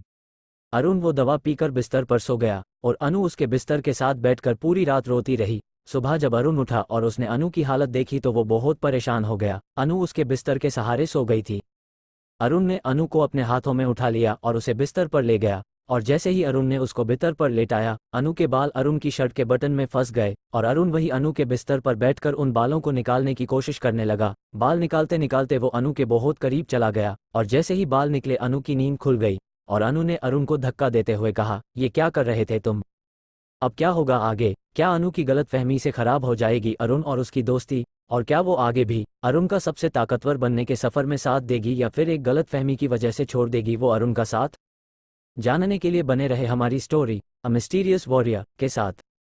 To be continued. एपिसोड 7। पहली किस। अनु ने जब अरुण को ऐसी हालत में देखा तो उसने घबराकर एकदम से उससे धक्का देते हुए पूछा, ये क्या कर रहे हो तुम अरुण? अरे अरे, जैसा तुम सोच रही हो वैसा कुछ नहीं है। मैं तुम्हें बेड पर लेटा रहा था तभी तुम्हारे बाल मेरी शर्ट के बटन में अटक गए और मैं बस उन्हें निकलने की कोशिश कर रहा था। उसके अलावा मेरा ऐसा वैसा कोई इरादा नहीं था, अरुण ने हड़बड़ाकर सफाई देते हुए कहा। अनु की आंखों में हल्के आंसू आ गए थे। तभी अरुण ने फिर अपनी शर्ट के बटन को दिखाते हुए कहा, अरे अगर तुम्हें यकीन नहीं होता तो ये देखो, तुम्हारे कुछ बाल अभी भी मेरे बटन में अटक गए हैं। अरुण ने वो बाल अपने बटन से निकालकर अनु को दिखाए। अनु को यकीन तो हो गया था कि अरुण ऐसा कुछ भी नहीं कर सकता, लेकिन अभी अरुण जिस तरह खुद की सफाइयां देकर अनु को मनाने की कोशिश कर रहा था, अनु को वो बहुत अच्छा लग रहा था और वो मन ही मन अरुण की मासूमियत पर हंस रही थी। तुम मुझे बेवकूफ नहीं बना सकते अरुण, मैंने वो सब अपनी आंखों से देखा और अगर सही समय पर मेरी आंख न खुली होती तो तुम ना जाने क्या करते। अनु ने झूठे आंसू आंखों में लेकर अरुण को परेशान करने के लिए बोला। देखो अनु, तुम्हें गलतफहमी हो रही है, मैं ऐसा वैसा लड़का नहीं हूँ। तुम मेरा विश्वास करो, मैं झूठ नहीं बोल रहा और इसका सबूत है मेरी शर्ट में फंसे ये बाल। अरुण ने बहुत ही सीरियस होते हुए बोला। अरे अरे शांत हो जाओ, मैं जानती हूँ तुम ऐसा कुछ नहीं करोगे, मैं तो बस तुम्हारी टांग खींच रही थी, अनु ने हंसते हुए कहा। अरुण ने जब अनु को हंसते हुए देखा तब जाकर उसकी जान में जान आई और उसने कहा, चलो अब फिर तुम्हारे इस मजाक को सच में बदल दिया जाए। अरुण ने इतना कहा और अनु को बेड पर धक्का देकर उसके दोनों हाथ पकड़ लिए और उसकी आंखों में घूरने लगा। अनु ने डरते हुए कहा, नहीं अरुण नहीं, ऐसा करने की सोचना भी मत, मैं बता रही हूँ तुम्हें। अरुण ने उसको देखकर मुस्कुराते हुए बोला, अब कहा गया तुम्हारा विश्वास जो तुम अभी बोल रही थी? मुझे विश्वास ही नहीं, पूरा यकीन है तुम कुछ नहीं कर सकते, अनु ने अरुण का मजाक बनाते हुए बोला। चलो तो तुम्हारा ये यकीन आज तोड़ दिया जाए। इतना बोलकर अरुण ने उसकी गाल पर एक किस कर दी। अनु एकदम हैरान हो गई कर उसने बोला, छोड़ो मुझे। जब अरुण ने फिर भी अनु को नहीं छोड़ा तब अनु ने उसे धमकी दी, अगर तुम नहीं छोड़ोगे तो मैं भी तुम्हें किस कर दूंगी। अगर हिम्मत है तो करके देख लो, मैं तुम्हारी धमकियों से डरने वाला नहीं हूँ, अरुण ने हंसते हुए कहा। अनु ने उसकी बात पूरी होने से पहले ही उसके गालों पर किस कर दी और अब वो दोनों कुछ देर के लिए ऐसे ही जम गए जैसे किसी ने स्टैचू बोल दिया हो। कुछ देर बाद जब अरुण को होश आया तो वो खड़ा हुआ और अपने कपड़े सही करने लगा और अनु भी बेड से उठी और आईने में देखकर खुद के बाल संवारने लगी। तभी अरुण बोला, अभी हमें निकलना चाहिए, और इतना बोलकर अरुण ने अपनी नई तलवार उठाई और दरवाजे के बाहर अनु का इंतजार करने लगा। अनु भी पीछे पीछे बाहर आए और उन्होंने आगे का सफर जारी किया। कुछ दूर आकर अरुण ने देखा कि बीच सड़क के भीड़ जमा हो रखी है। जब इन दोनों ने पास जाकर देखा तो दो लोग जिनकी रैंक सूर्य चक्र के 2 सितारे थी, वो लोग किसी बूढ़े आदमी को मार रहे थे और वहां पर भीड़ बस तमाशा देख रही थी। तभी वो बूढ़ा आदमी वहां खड़े लोगों से मदद मांगने लगता है। अरे कोई मेरी मदद करो, इन दो लोगों ने मेरे जवान बेटे को मार दिया और अब ये मुझे और मेरी बहू को घर से निकाल रहे हैं। अब हम कहाँ जाएंगे, कोई तो मदद करो। अरुण से ये देखकर रहा नहीं गया और उसने उस आदमी को जमीन से उठते हुए बोला, आप चिंता मत करिए, आप यहाँ बैठिए और आराम से पानी पी लीजिए। इतने में उन दोनों आदमियों में से एक आगे आकर उस बुजुर्ग आदमी को गले से पकड़ने के लिए हाथ आगे बढ़ता है और तभी एक तलवार तेजी से आकर उसके हाथ पर लगी और उसका हाथ कटकर जमीन पर गिर गया। ये देखकर दूसरा आदमी आगे आया और उसने अरुण के कंधे पर हमला करते हुए कहा, वाटर फीस्ट टेक्निक। ये एक रैंक बी की लो लेवल टेक्निक थी। अरुण ने उस हमले से बचते हुए कुछ कदम पीछे बढ़ाए और चिल्लाया, ड्राई फायर टेक्निक। जिस हाथ से उस आदमी ने अरुण पर हमला किया था उसी हाथ पर अरुण के हाथ से निकली हुई हवा जाकर टकराई और उस आदमी का भी एक हाथ जल गया। ये नज़ारा देखकर सब लोग हैरान थे कि एक बूढ़ा इंसान इतनी हिम्मत से दो ताकतवर लोगों से लड़ रहा था। लेकिन इतने में ही पहले इंसान ने अरुण के पीछे से खंजर से हमला करते हुए कहा, फायर नाइफ टेक्निक, और तभी उसके सामने अनु आ गई और उसने उसके हमले को रोकने के लिए चिल्लाया, हाइड्रोफोर्स टेक्निक, और उस हमले में इतनी ताकत थी कि वो इंसान 100 फीट दूर जाकर गिरा। और दूसरी तरफ अरुण और उस आदमी के बीच तलवार से लड़ाई चल रही थी, और तभी अरुण मौका देखते ही उस आदमी के पीछे गया और वहां से उसकी गर्दन पर हमला किया। उस आदमी ने जब तक अरुण के उस हमले का बचाव किया तब तक अरुण ने फिर से चिल्लाया, ड्राई फायर टेक्निक, और उस आदमी का दूसरा हाथ भी जलकर राख हो गया।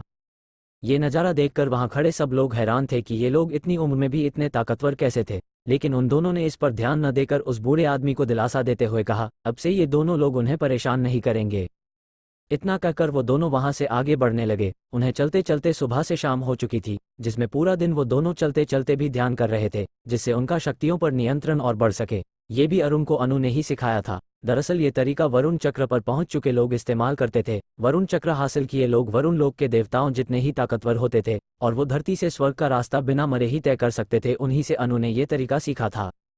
अरुण ने जब अपने शरीर के अंदर जाकर अपने शक्ति चक्र को देखा तो वो शक्ति से भरने वाला था, जिसका मतलब था अरुण बहुत जल्दी अगला सितारा हासिल करने ही वाला था। इसीलिए वो उस 2 सितारे वाले योद्धा को हरा पाया था। अब वो शहर से बाहर आ चुके थे और अंधेरा भी हो चुका था। आज रात उन्हें किसी पेड़ के नीचे ही बितानी थी, तो वो एक बड़े पेड़ की उम्मीद में आगे बढ़ते चले जा रहे थे और उनका शरीर पूरी तरह थक चुका था। तभी अनु को एक पेड़ दिखाई दिया। आज रात हमें यहीं गुजारनी होगी।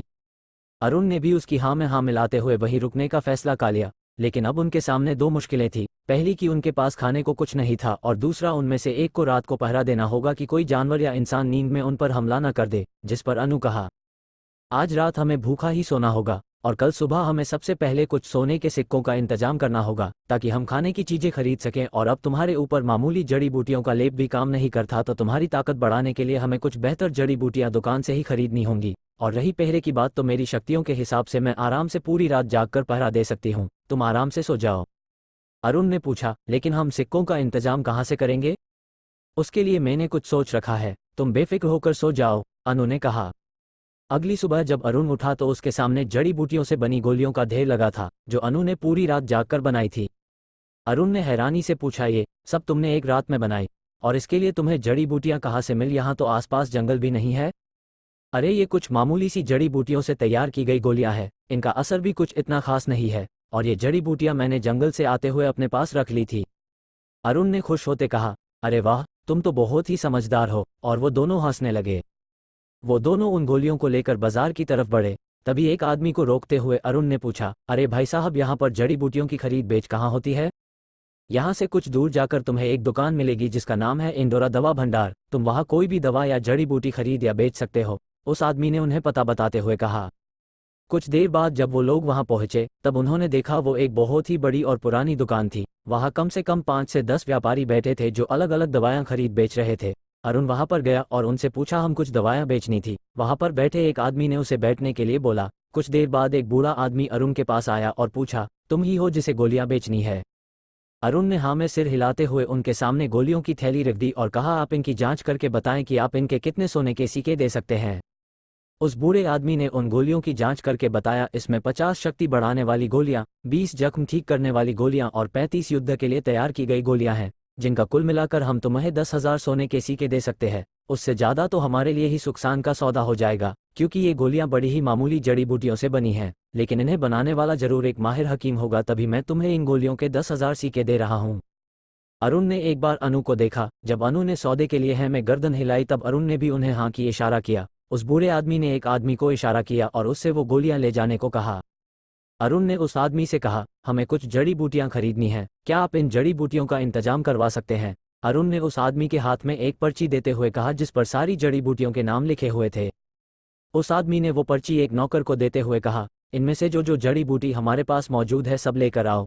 कुछ देर बाद वो नौकर एक बड़ी से थैली में सारी जड़ी बूटियां भरकर ले आया। उसने वो सारी जड़ी बूटियां हैं जो पर्ची पर थी। इस आदमी ने कहा, शुक्रिया, आप इनकी कीमत उन 10,000 सिक्कों में से काट लीजिएगा, अरुण ने उस आदमी से कहा। उस आदमी ने फिर से नौकर को बुलाया और उसके कान में कुछ बोला, और वो नौकर कुछ ही देर में सिक्कों से भरी एक थैली लेकर आया जिसमें कुल 7,000 सिक्के थे। ये लीजिए, इसमें कुल 7,000 सिक्के हैं और 3,000 सिक्के हमने इन जड़ी बूटियों की कीमत काट ली, उस आदमी ने अरुण को थैली देते हुए कहा। आपका बहुत बहुत शुक्रिया। इतना बोलकर वो दोनों वहां से बाहर आ गए और बाजार की तरफ जाने लगे। मुझे तो यकीन नहीं हो रहा कि तुमने एक रात में 100 से ज़्यादा गोलियां बना दी। अरुण ने हैरान होते हुए अनु से पूछा। अरे ये तो बहुत मामूली गोलियां थी, इन्हें बनाने में मुझे ज़्यादा मेहनत नहीं करनी पड़ी। इतना कहकर उन्होंने अपने खाने पीने के लिए सारे जरूरी सामान ले लिए। अब उन्हें कम से कम 2-3 महीने तक खाने की समस्या नहीं होगी। फिर वो दोनों फिर से अपने सफ़र पर आगे बढ़ने लगे और वो रेगिस्तान से कुछ दूरी पर ही रह गए थे। हम अलबाना के रेगिस्तान में पहुंचने वाले हैं। हमें रेगिस्तान में जाने से पहले पानी का इंतजाम कर लेना चाहिए और हम एंडोरा शहर से भी बाहर आ चुके हैं, तो हमें अब अपने असली भेष में आ जाना चाहिए, अनु ने अरुण से कहा। तभी उन दोनों ने अपने चेहरे साफ किए और असली रूप में आ गए। अरुण ने एक राहगीर से पूछा, भाई साहब यहाँ पर पीने के पानी के लिए कुछ मिलेगा क्या? यहाँ से उत्तर की तरफ कुछ दूर जाकर तुम्हें एक पानी का तालाब मिलेगा, राहगीर ने जवाब में कहा। अनु और अरुण उस तालाब की ओर जाने लगे। कुछ देर बाद जब वो तालाब के किनारे पहुंचे तब उन्हें वहां कुछ लोग दिखाई दिए। वो वहां के रेगिस्तान के कबीले में रहने वाले लोग थे। उनका पहनावा बहुत ही अलग था। वहां के मर्दों ने कमर के ऊपर कुछ नहीं पहना था और औरतों ने भी बस बदन ढकने लायक कपड़े पहने थे, और वो लोग तालाब में झुंड बनाकर पानी भरने आए थे।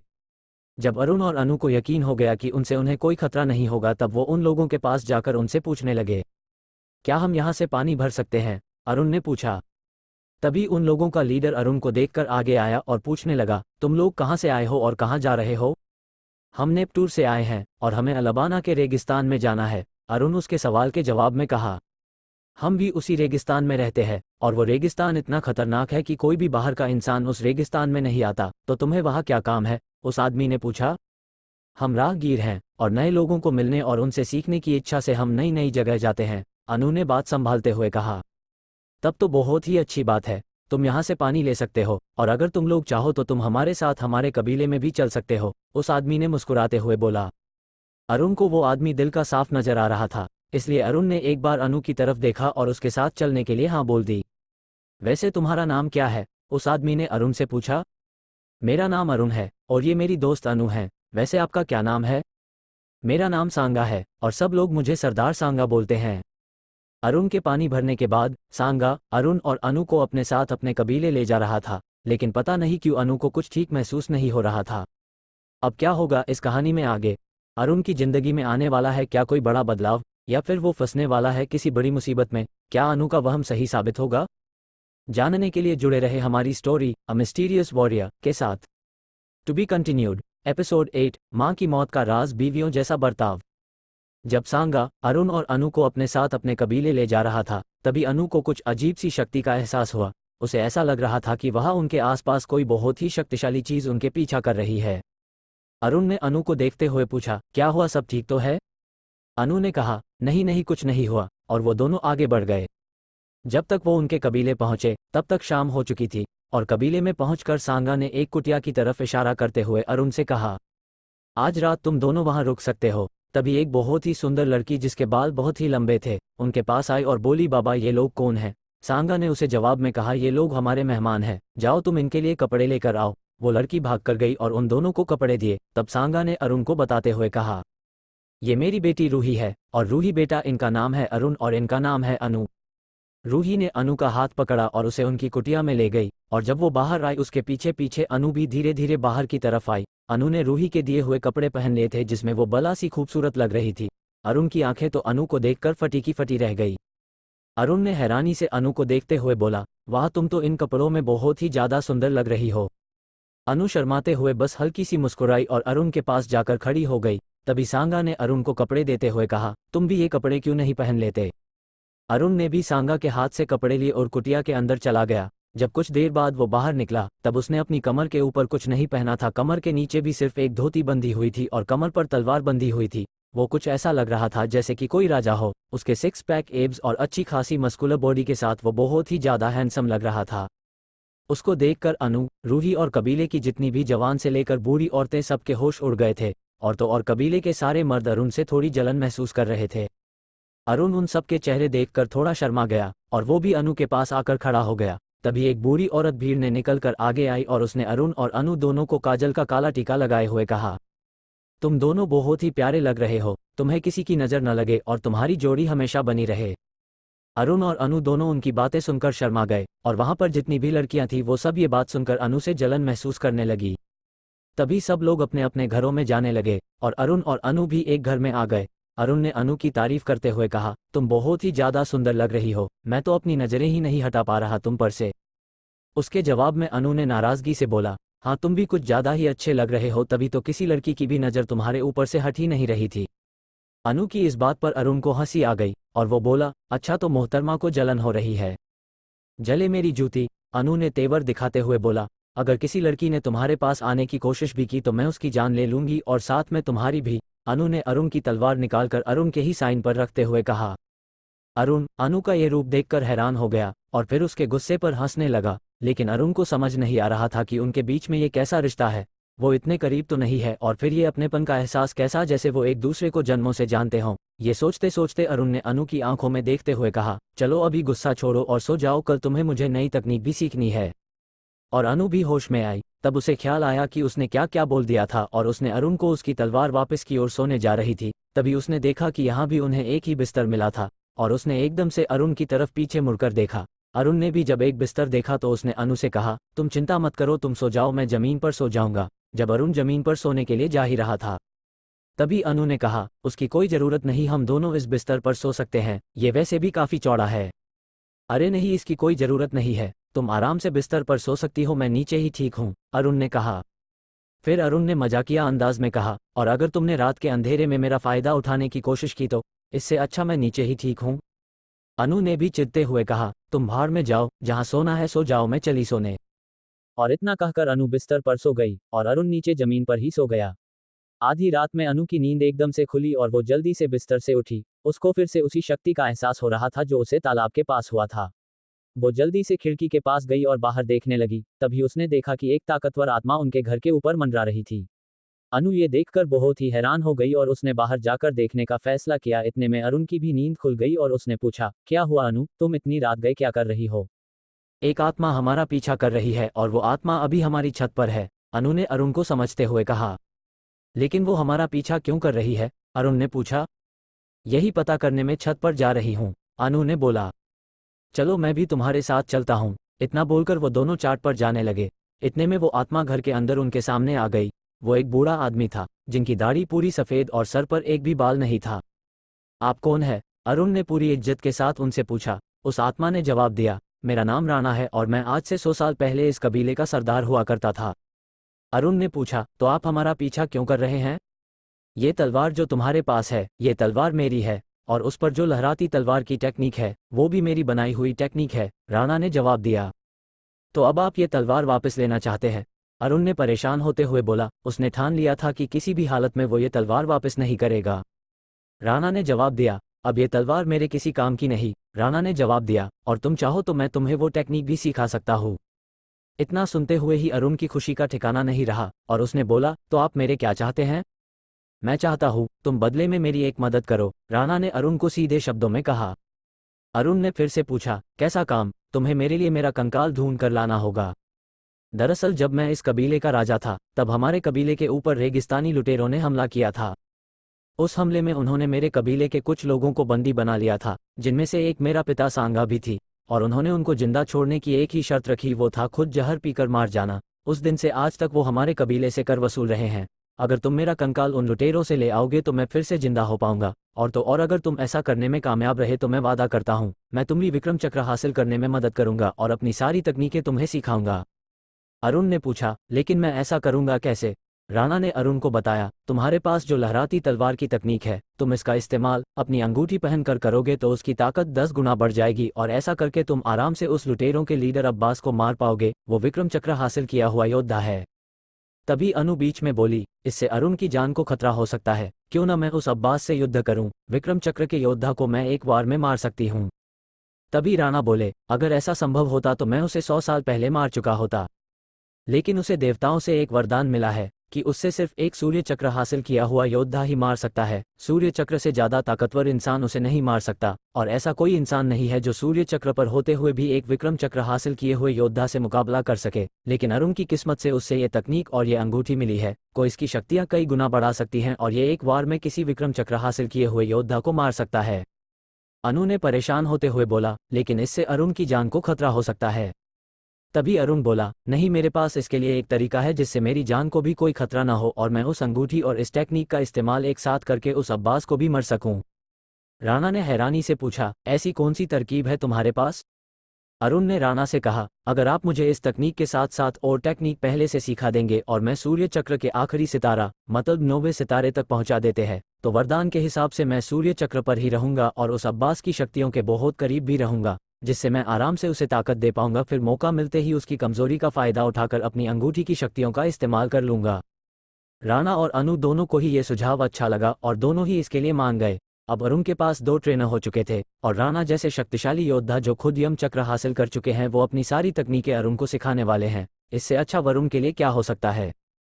अगले दिन की सुबह जब सब उठे तो अरुण ने सांगा को पिछली रात को उसके दादाजी से मिलने की बात बताई तो उसने अरुण को उनके कबीले के ट्रेनिंग ग्राउंड में ट्रेनिंग करने की अनुमति दे दी।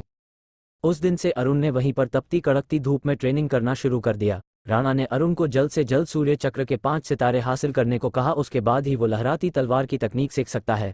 अरुण ने अपनी कड़ी ट्रेनिंग जारी रखी। दिन में वो कड़ी ट्रेनिंग करता और रात में अनु के बनाए हुई दवाइयों खाकर अगले दिन सुबह फिर से उतना ही ताकतवर महसूस करता। अरुण ने 1 महीने में तीसरा सितारा हासिल कर लिया था। एक दिन उसने रूही को एक लाठी से ट्रेनिंग करते हुए देखा। वो उस लाठी को कभी तलवार की तरह तो कभी भले की तरह तो कभी परशु की तरह चला रही थी। अरुण ये देखकर बहुत ही खुश हुआ और उसके मन में आया कि क्यों न मैं भी ये काला सीख लूं, क्या पता काम आ जाए। इतना सोचकर अरुण रूही के पास गया और उससे पूछा, क्या तुम मुझे भी ऐसे ही लाठी चलाना सिखा सकती हो? रूही अरुण की बात सुनकर बहुत खुश हुई और उसने बड़े प्यार से जवाब दिया, अरे क्यों नहीं, मैं ये सिखा ही सकती हूँ। उस दिन से रोज अरुण रूही से लाठी चलाना सीखता है। लेकिन अनु इस बात से बहुत ही चिढ़ गई थी क्योंकि अनु को रूही का अरुण के करीब आना अच्छा नहीं लग रहा था, लेकिन वो चाहकर भी कुछ नहीं कर सकती थी। एक दिन जब अरुण पूरे दिन की ट्रेनिंग से लौटा तो उसने अनु से कहा, आज तो मैं बहुत ही ज्यादा थक गया हूँ। अनु को कुछ न बोलते हुए अरुण ने पूछा, क्या हुआ, आज मुझे रिकवरी गोली नहीं दोगी? अनु ने गुस्से से बोला, जाओ उसी रूही से ले लो जाकर जिससे रोज ट्रेनिंग ले रहे हो। अरुण ये बात सुनकर हंसने लगा और तभी अनु ने अरुण को बेड पर धक्का दिया और उसकी गर्दन पर उसकी तलवार रखते हुए बोल, अगर तुमने किसी और लड़की को मेरी जगह देने की सोची भी तो मैं तुम्हारी जान ले लूंगी। अरुण बेड पर लेटे लेटे बोला, तुम्हारी जगह कोई नहीं ले सकता, तुम मेरे लिए सबसे खास हो। इतना सुनकर अनु का गुस्सा थोड़ा काबू में आया और उसने तलवार हटा ली और अरुण के हाथ में रिकवरी की गोली रखते हुए कहा, ये लो तुम्हारी गोली, इसके लिए ही आते हो मेरे पास, वरना तुम्हारा बस चले तो उस रूही के पास ही रहो। आज अनु बिल्कुल बीवियों जैसा बर्ताव कर रही थी, लेकिन जब अनु का गुस्सा शांत हुआ तब उसने अरुण से कहा, देखो मैं ये सब बस तुम्हारे भले के लिए ही बोल रही हूँ, तुम्हें ऐसे किसी अनजान लड़की पर भरोसा नहीं करना चाहिए। बाकी जैसी तुम्हारी मर्जी, मुझे क्या। अरुण ने हंसते हुए कहा, हाँ हाँ तुम्हें क्या, तुमने थोड़ी अभी कुछ देर पहले मेरी गर्दन पर तलवार रखी थी। ये बात सुनकर अनु हंसने लगी और अरुण भी उसके साथ हंसने लगा। तब अरुण ने अनु से पूछा, मुझे जितनी खुशी तुम्हारे साथ मिलती है उतनी और किसी के साथ से नहीं मिलती। ये बात सुनकर अनु हंसते हुए बोली, बस बस अभी माखन लगाने की जरूरत नहीं है, मैं अच्छे से जानती हूँ तुम्हें। फिर अनु ने अपने मन में ही बोला, आज से नहीं जन्मों जन्मों से। इसी तरह अरुण और अनु को उस रेगिस्तानी कबीले में रहते रहते 6 महीने बीत चुके थे और अरुण ने 5वां सितारा भी हासिल कर लिया था। तभी राणा उसके सामने आए। राणा अरुण को देखकर काफी हैरान थे, उन्होंने उम्मीद नहीं की थी कि अरुण 4 सितारे सिर्फ और सिर्फ 6 महीनों में हासिल कर लेगा। यहाँ तक कि कबीले के सारे लोग अरुण की इस रफ्तार से हैरान थे, सिर्फ अनु और रूही को छोड़कर, क्योंकि उन दोनों ने ही अरुण को ट्रेनिंग करते हुए देखा था। वो दूसरों के मुकाबले 10 गुना ज्यादा कठिन ट्रेनिंग करता था। क्या अब आप मुझे लहराती तलवार तकनीक सिखा सकते हैं? अरुण ने राणा से पूछा। अब क्या होगा इस कहानी में आगे? क्या राणा सिखाएंगे अरुण को अपनी लहराती तलवार की तकनीक? क्या कर पाएगा अरुण अब्बास का मुकाबला, या फिर अब्बास को हल्के में लेना अरुण को पड़ सकता है भारी? जानने के लिए बने रहिए हमारे स्टोरी ए मिस्टीरियस वॉरियर के साथ। To be continued. Episode 9, Ruhi से जलन। अरुण ने जब राणा से पूछा कि क्या आप अब मुझे लहराती तलवार की टेक्निक सिखाएंगे, उसके जवाब में राणा ने कहा, तुम सच में एक काबिल योद्धा हो अरुण, मुझे तुम्हें मेरी सारी तकनीकें सिखाने में बहुत खुशी होगी। इतना कहकर राणा ने अरुण के सिर पर हाथ रखा और अरुण को ऐसा महसूस हुआ जैसे लहराती तलवार टेक्निक की सारी जानकारी उसके दिमाग में आ गई है। लहराती तलवार तकनीक से चलाने वाला अपनी तलवार से एक दिशा में हमला करने के बजाय 8 दिशाओं में एक साथ हमला कर सकता था, जिसका मतलब था इस तलवार से निकला हुआ तेज हवा का झोंका जो सभी दिशाओं में एक साथ जाता था, वो किसी चीज पर उसी तरह हमला करता था जैसे एक तलवार करती है। अरुण ने जब अच्छी तरह उस तकनीक को अपने दिमाग में बैठा लिया, तब उसने फिर से अपनी ट्रेनिंग शुरू कर दी। अरुण रोज सुबह जंगल में जाता और पेड़ों के बीचों बीच खड़ा हो जाता। जब वो अपनी पूरी ताकत से लहराती तलवार तकनीक का इस्तेमाल करता तो आसपास के मोटे पेड़ों पर सिर्फ कुछ खरोंचें आती। लेकिन जैसे जैसे दिन बीतते गए वैसे वैसे अरुण के हमलों का नतीजा भी पेड़ों पर गहरे निशानों के रूप में दिखने लगे। इसी तरह ट्रेनिंग करते करते अरुण को 2 महीने बीत गए। अब अरुण 7वां सितारा भी हासिल कर लिया था। तब एक दिन वो ट्रेनिंग के दौरान अरुण चिल्लाया, लहराती तलवार तकनीक, और उसके आसपास के मोटे मोटे पेड़ एक ही बारी में कट गए, लेकिन वो इधर उधर गिरे नहीं बल्कि अपनी जगह पर ही सीधे खड़े रहे। अरुण के हमले से निकला वो तेज हवा का झोंका इतनी तेजी से पेड़ों के आर पार हुआ कि कोई ध्यान भी नहीं दे पाया कि वो पेड़ कट चुके हैं। अरुण के इस प्रदर्शन से राणा बहुत ही खुश थे और वो अरुण के पास आए और बोले, वाह अरुण वाह, तुम्हारा तो कोई जवाब ही नहीं। इस तकनीक को सीखने में मुझे 1 साल लग गया था और तुमने ये 2 महीनों में कर दिखाया, तुम तो कमाल हो। अरुण ने मुस्कुराकर शुक्रिया अदा किया और अनु से बोला, तुम्हारी जड़ी बूटियों के बिना मैं इतनी जल्दी ये सब कुछ हासिल नहीं कर पाता। अनु ने मुस्कुराकर जवाब दिया, ये तुम्हारी मेहनत और लगन का फल है। गोलियां तो सिर्फ तुम्हें आराम दे सकती हैं, लेकिन मेहनत तो तुम ही करते हो, वो भी किसी और इंसान से कहीं गुना ज्यादा मेहनत। अरुण हल्का सा मुस्कुराया और फिर से ट्रेनिंग में लग गया। इसी तरह अगले 3 महीने और बीत गए और इसी बीच राणा ने अरुण को काफी तकनीकें सिखा दी थी, जो इतनी ताकतवर नहीं थी पर बहुत काम की तकनीकें थी, जैसे बहरूपिया बनाने के तकनीक, पांव जमाने की तकनीक और भी काफी सारी, जिन्हें अरुण जल्दी से सीख गया था। फिर एक दिन अरुण जब ट्रेनिंग खत्म करके ध्यान लगाने की ट्रेनिंग कर रहा था, तभी उसे एहसास हुआ कि अब वो जल्दी ही 9वें सितारे पर पहुंचने वाला है। और उसने अपना ध्यान और कड़ा किया और वो अपने शरीर में बहती शक्तियों को अपने पेट में स्थित शक्ति चक्र में भरने लगा। और काफी देर तक ऐसा करने के बाद भी अरुण 9वें सितारे तक नहीं पहुंच पा रहा था। उसे थोड़ी और शक्तियों की जरूरत थी और उसने अपने आसपास के वातावरण में फैली हुई शक्तियों को सोखना शुरू कर दिया। और देखते ही देखते शक्ति चक्र में शक्तियां पूरी तरह से भर गई और उसने 9वां सितारा हासिल कर लिया था। और ऐसा करने के बाद उसका मन किया कि वो जल्द से जल्द विक्रम चक्र भी हासिल कर ले, लेकिन तभी उसे राणा से किया वादा याद आया और वो ध्यान से उठ खड़ा हुआ और अनु और राणा से बोला, हम ज्यादा इंतजार नहीं करेंगे और कल ही उस अब्बास पर हमला करेंगे। लेकिन अनु ने उससे समझाते हुए कहा, इतनी जल्दबाजी ठीक नहीं अरुण, तुम्हें एक बार वो लहराती तलवार तकनीक का इस्तेमाल अंगूठी पहनकर हमारे सामने करना चाहिए, ताकि अगर तुम्हें उससे कोई खतरा भी हो तो हम तुम्हारी मदद कर पाएं। क्योंकि युद्ध में हम तुम्हारी कोई मदद नहीं कर पाएंगे। राणा ने भी अनु का इस बात में साथ देते हुए कहा, अनु ठीक बोल रही है, तुम्हें एक बार उस तकनीक को हमारे सामने इस्तेमाल करना चाहिए। अरुण को भी ये सुझाव ठीक लगा तो उसने भी हाँ के इशारे में सिर हिलाया। फिर उसने अपनी जेब से अंगूठी निकालकर पहनी और जंगल के बीचों बीच चला गया। वहां उसने अपनी तलवार अपने हाथों में ली और हवा में वार करते हुए चिल्लाया, लहराती तलवार की तकनीक, और उसकी अंगूठी ने उसके शक्ति चक्र की सारी शक्ति इकट्ठी की और उस एक हमले में डाल दी। उस हमले से एक बहुत ही तेज हवा का झोंका निकला, जिससे अरुण के आसपास के आधे किलोमीटर में सारे पेड़ इस एक ही वार में कट गए, लेकिन उनमें से एक भी पेड़ जमीन पर नहीं गिरा और अपनी जगह खड़े रहे। लेकिन उस हमले के बाद अरुण पिछली बार की तरह जमीन पर नहीं गिरा, लेकिन उसके शरीर में अब और युद्ध करने की ताकत नहीं बची थी। पर इस बार वो अपने पैरों पर चलने लायक था और वो चलते चलते राणा के पास आया और उसने पूछा, क्या इतने ताकतवर हमले से मैं उसे हरा पाऊंगा? राणा ने हंसते हुए कहा, इस हमले के सामने तो मैं भी टिक नहीं पाऊंगा। ये सिर्फ राणा ने अरुण के आत्मविश्वास को बढ़ाने के लिए कहा था, जबकि सच्चाई वो दोनों ही जानते थे। फिर अनु उसे सहारा देकर घर तक ले गई और वहां जाकर अनु ने उसे रिकवरी गोली देते हुए बोला, चलो अभी तुम आराम करो, कल का दिन बहुत ही जरूरी है।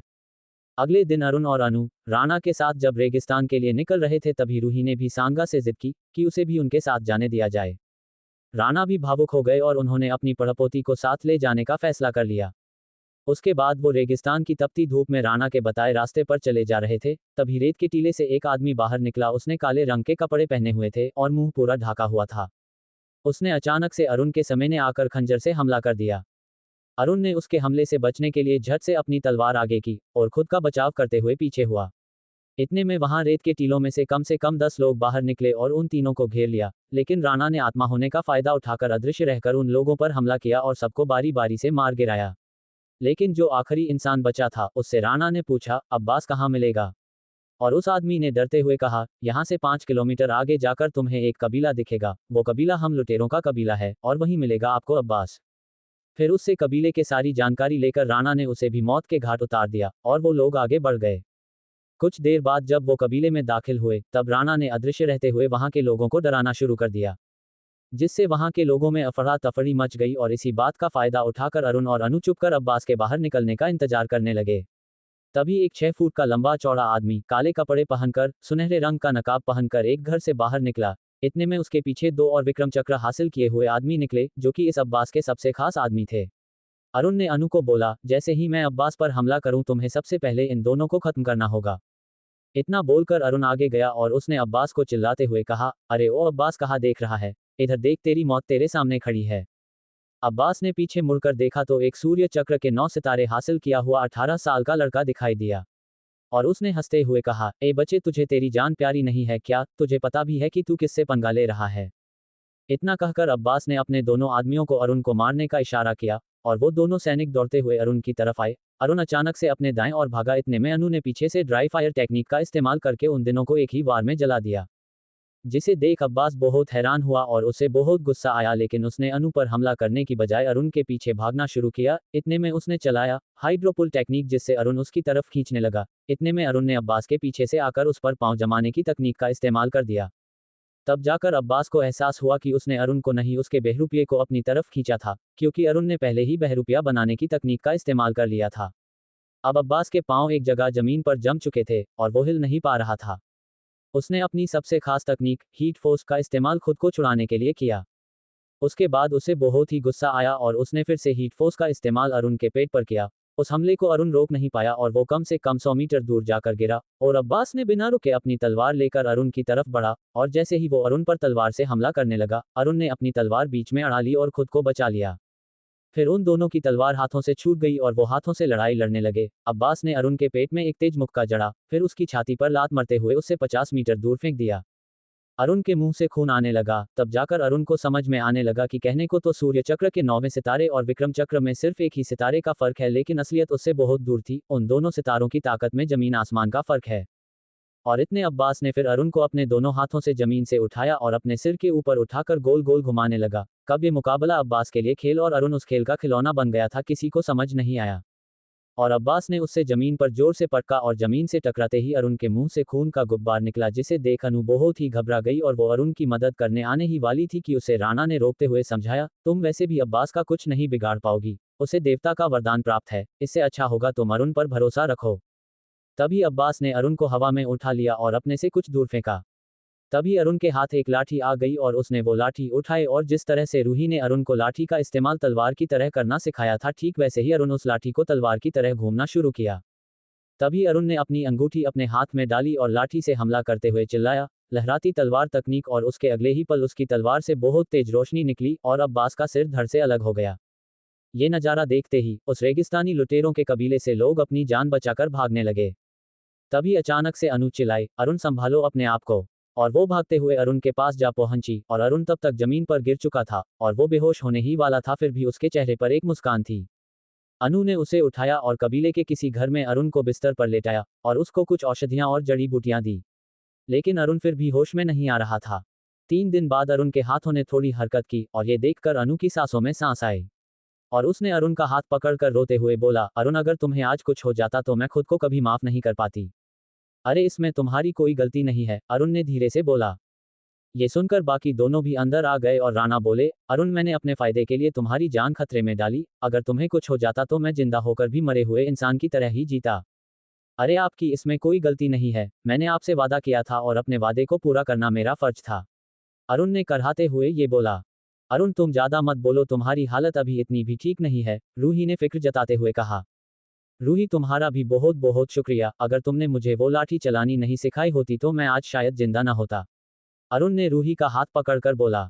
ये देखकर अनु को उससे बहुत जलन हो रही थी और उसे महसूस हुआ जैसे उसकी रूह जल गई हो, और वो गुस्से में बोली, चलो अभी ज्यादा बातें मत करो, तुम्हें आराम की जरूरत है और तब तक तुम्हारे वादे को पूरा करने के लिए हम राणा जी का कंकाल ढूंढने जा रहे हैं। इतना कहकर उसने रूही का हाथ पकड़ा और उसे खींचते हुए बोली, चलो रूही। और अरुण ये बात सुनकर थोड़ा मुस्कुराया और फिर से सो गया। और दूसरी तरफ अनु, रूही और राणा तीनों मिलकर कंकाल को ढूंढने लगे। उन्होंने पूरा कबीला छान मारा पर उन्हें कबीला कहीं नहीं मिला। तभी अनु ने बोला, जिस घर से वो अब्बास बाहर आया था, हम उस घर को दोबारा अच्छे से ढूंढना चाहिए। उसके बाद वो तीनों उस घर में अच्छे से छानबीन करने लगे और ढूंढते ढूंढते अनु की नजरें एक तस्वीर पर पड़े जो दीवार पर थोड़ी टेढ़ी टंगी हुई थी और उससे थोड़ा शक हुआ। अनु ने उस तस्वीर को जैसे ही सीधा किया, लोहे के बड़े दरवाजों के खुलने की आवाज आई। आवाज को सुनकर वो समझ गए कि वो अंदर के कमरे से आई थी, और जब वो तीनों उस कमरे के अंदर गए तो उन्होंने देखा कि उस कमरे से एक रास्ता नीचे की गुफा में जाता था। वो तीनों अंदर घुसे और जैसे ही अनु ने वहां रखी एक मशाल जलाई, उनकी आंखें चौंधिया गई।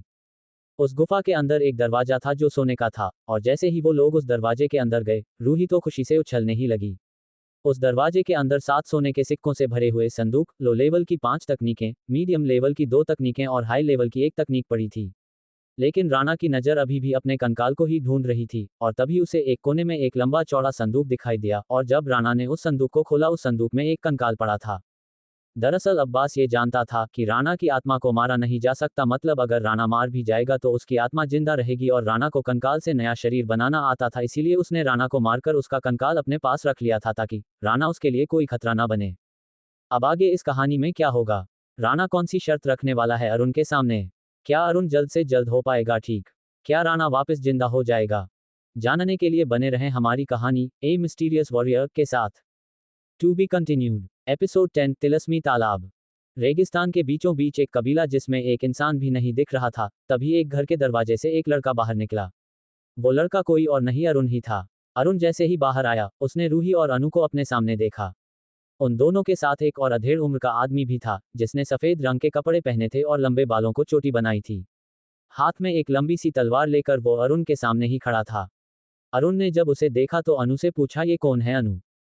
अनु ने जवाब में हंसते हुए कहा, ये राणा जी हैं। इन्होंने अपने कंकाल से अपने लिए नया शरीर तैयार कर लिया है।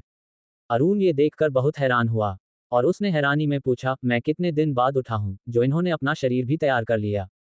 क्योंकि अरुण जानता था कि शरीर तैयार करने में कम से कम 10 से 15 दिन लगते थे। शरीर तैयार करना वरुण लोक में आम बात थी, क्योंकि वहां के ताकतवर लोग जो यम चक्र हासिल कर लेते थे, फिर उनकी आत्मा को जब तक खत्म न किया जाए उनका मरना नामुमकिन था। और आत्मा को खत्म करने के लिए दूसरे योद्धा को भी यम चक्र हासिल किया होना जरूरी था, और उन्हें आत्मा खत्म करने की तकनीक आना भी बहुत जरूरी था। अरुण के सवाल पर अनु ने जवाब दिया, तुम लगभग 15 दिन बाद उठे हो। बीच बीच में तुम्हें होश आता था, लेकिन तुम फिर से सो जाते थे। कुछ तुम्हारे घाव थे जो भरने में समय लगा रहे थे, और कुछ मेरी जड़ी बूटियों का असर, इसीलिए तुम नींद से नहीं उठ पा रहे थे। आज तुम पूरी तरह से ठीक हो चुके हो, इसीलिए तुम उठने में कामयाब रहे। अनु ने अपनी बात खत्म करके अरुण को सीधा गले लगा लिया और थोड़े भारी मन से धीरे से बोली, तुम्हें पता भी है मैं कितना डर गई थी? अरुण ने उसके बालों को सहलाते हुए कहा, मुझे कुछ नहीं हुआ, देखो मैं बिल्कुल ठीक हूँ। फिर अरुण ने शरारत करते हुए कहा, और वैसे भी अगर जख्मी होने के बाद तुम मुझे ऐसे गले लगाओगी तो मैं रोज रोज जख्मी होने को भी तैयार हूँ। ये बात सुनकर राणा और रूही भी हंसने लगे। राणा ने भी आगे आकर अरुण को गले लगाया और बोला, अरुण तुमने मेरी बहुत मदद की है। वैसे तो इस मदद के बदले मैं पहले ही अपना वादा पूरा कर चुका हूं, तुम्हें तकनीकें सिखाकर और तुम्हें विक्रम चक्र के इतना पास पहुंचाकर, पर फिर भी मैं तुम्हारी और मदद करना चाहता हूं। अरुण ने हैरानी से खुश होते हुए पूछा, कैसी मदद राणा जी? राणा ने हंसते हुए कहा, मैं चाहता हूं तुम मेरे शिष्य बन जाओ, ताकि मैं तुम्हें अपने सारे गुण सिखा सकूं। अरुण ने खुश होते हुए राणा से बोला, अरे इससे ज्यादा मुझे और क्या चाहिए होगा, आपको गुरु रूप में पाकर तो मैं सच में धन्य हो गया। अरुण ने इतना कहा और वो लोग अपने कबीले के लिए निकल गए। 2 दिन बाद जब वो कबीले में पहुंचे तो राणा ने सांगा से कहकर लुटेरों के कबीले से सारा खजाना मंगवाने को कहा। अगले दिन सुबह कबीले के सबसे बड़े महल में कबीले वालों की भीड़ लगी हुई थी। सांगा लीडर की कुर्सी खाली छोड़कर दूसरी कुर्सी पर बैठा था। जब अरुण और अनु राणा के साथ उस महल में गए तो सांगा ने राणा को लीडर की कुर्सी पर बैठने को कहा। राणा भी सांगा का दिल रखने के लिए लीडर की कुर्सी पर बैठ गया, जिसे देखकर सांगा बहुत ही खुश हुआ, लेकिन वो खुशी ज्यादा देर नहीं टिकी। राणा ने खड़े होकर ऐलान करते हुए कहा, आज मैं अरुण के साथ ही कबीला छोड़कर जाने वाला हूँ। मुझे पूरा यकीन है कि मेरा पोता सांगा इस कबीले का अच्छे से ध्यान रख रहा होगा, इसलिए मैं बिना किसी फिक्र के ये सारी जिम्मेवारियां उसी पर छोड़ते हुए जा रहा हूँ। लेकिन मैं किसी भी मुसीबत के समय इस कबीले की रक्षा के लिए हमेशा तैयार रहूंगा। ऐसा कहकर राणा ने सांगा को अपनी एक अंगूठी देते हुए कहा, यह अंगूठी एक ऐसी अंगूठी है जिसका इस्तेमाल करके तुम किसी भी मुसीबत के समय मुझे बुला सकते हो। ये बात सुनकर सांगा निराश तो था, पर इतने में राणा ने उस कुर्सी से उठते हुए सांगा को वहां बिठा दिया और बोला, इस पर तुम्हारा ही हक है और तुम इसके काबिल भी हो। फिर अरुण ने भी सांगा और कबीले वालों से अलविदा ली, लेकिन रूही ने राणा से बोला, दादाजी मैं भी आपकी तरह एक ताकतवर योद्धा बनना चाहती हूँ, क्या मैं आपके साथ चल सकती हूँ? इतना कहकर उसने अरुण को एक नज़र देखा, और उसकी इस हरकत पर अनु फिर से चिढ़ गई, लेकिन कुछ बोल नहीं पाई। राणा ने सांगा की तरफ देखा और उसके फैसले के लिए इंतजार किया। सांगा ने राणा से कहा, अगर आप मेरी बेटी को ट्रेनिंग देंगे तो वो जरूर इस दल की नई लीडर बनने के काबिल हो जाएगी। अरुण ने भी खुशी जताते हुए रूही को एक स्माइल दी, और अनु ये सब देखते हुए गुस्से से लाल हुए जा रही थी। फिर वो चारों लोग कबीले वालों से अलविदा लेकर वहां से आगे बढ़े। तभी रेगिस्तान की धूप में चलते चलते अरुण की हालत खराब हो चुकी थी। रूही और राणा को उस रेगिस्तान की आदत थी, और अनु कोई आम लड़की नहीं थी, तो उन तीनों को तो धूप से ज्यादा फर्क नहीं पड़ रहा था, लेकिन अरुण के लिए ये सब बहुत नया था, इसलिए उससे ये गर्मी झेली नहीं जा रही थी। लेकिन ये धूप उसकी शक्तियों को बढ़ाने में उसकी मदद कर रही थी, इसलिए वो मन मारकर उस कड़ी धूप में चला जा रहा था। इतने में अरुण को कुछ महसूस हुआ और वो जल्दी से आसन लगाकर वहीं रेगिस्तान के बीचों बीच ध्यान करने लगा। अनु और राणा समझ गए कि वो नया चक्र हासिल करने वाला है, इसलिए वो भी वहीं रुककर उसके उठने का इंतजार करने लगे। अरुण इतनी ट्रेनिंग के बाद अपनी शक्तियों को काफी अच्छे से कंट्रोल करने लग गया, इसीलिए उसे विक्रम चक्र हासिल करने में जरा परेशानी नहीं आई। और लगभग 2 घंटे बाद जब अरुण ने अपनी आंखें खोली तो शाम होने लगी थी। रेगिस्तान में तेज हवा चल रही थी। उसके साथ ही उसे थोड़ी दूर एक टीले पर टेंट लगा चुके थे ताकि वो रात वहां गुजर सके, क्योंकि उन्हें कोई अंदाजा नहीं था कि अरुण को उठने में अभी कितना और टाइम लगना था। और वो टेंट के बाहर आग जलाकर बैठे थे और बातें कर रहे थे। तभी उसने अपनी बढ़ी हुई शक्तियों को जांचने के लिए अपनी तलवार निकाली और उसे हवा में चलाने लगा। उसे अपनी तलवार पहले से हल्की और अपनी रफ्तार में फुर्ती महसूस की। फिर वो चलकर अपने साथियों के पास गया। तभी उसका जो ऊपरी बदन जिसे उसने बिना कपड़ों के छोड़ा हुआ था, ठंड से कांपने लगा। रेगिस्तान की यही सबसे खास बात थी कि रेगिस्तान के जितना अंदर तुम जाते जाओगे उतना ही वो दिन में गर्म और रात में ठंडा रहेगा। अरुण की बढ़ी हुई शक्तियां देख अनु ने अरुण को बधाई देते हुए कहा, मुबारक हो अरुण, तुमने आखिरकार विक्रम चक्र हासिल कर ही लिया। जिस पर राणा ने भी अरुण को शाबाशी दी। अरुण ने मुस्कुराते हुए अनु से कहा, शुक्रिया अनु, लेकिन ये सब तुम्हारी रिकवरी गोली के बिना कर पाना मेरे लिए बहुत मुश्किल होता। इतना कहकर अरुण ने भी अनु को गले लगा लिया, जिसे देखकर रूही को भी थोड़ी जलन होने लगी। फिर वो लोग अपने अपने टेंट में सोने चले गए। अरुण को सोते सोते फिर एक बार अपनी माँ की एक झलक दिखाई दी। अरुण ने अपनी माँ की झलक से बात करने के लिए बहुत कोशिश की, लेकिन उन्होंने फिर से इतना ही बोला कि तुम्हें मेरी मौत का बदला लेना होगा। और वो गायब हो गई। लेकिन इस बार उसकी माँ की जो झलक दिखाई दी थी वो किसी बहुत ही सुंदर शहर की थी जो नेपटूर नहीं था। अरुण को पूरे सपने के दौरान बस अपनी माँ और एक ऊंची सी इमारत दिखाई दी जिस पर शुरू के अक्षर थे नील। वो इस इमारत पर लिखा पूरा नाम नहीं पढ़ पाया था।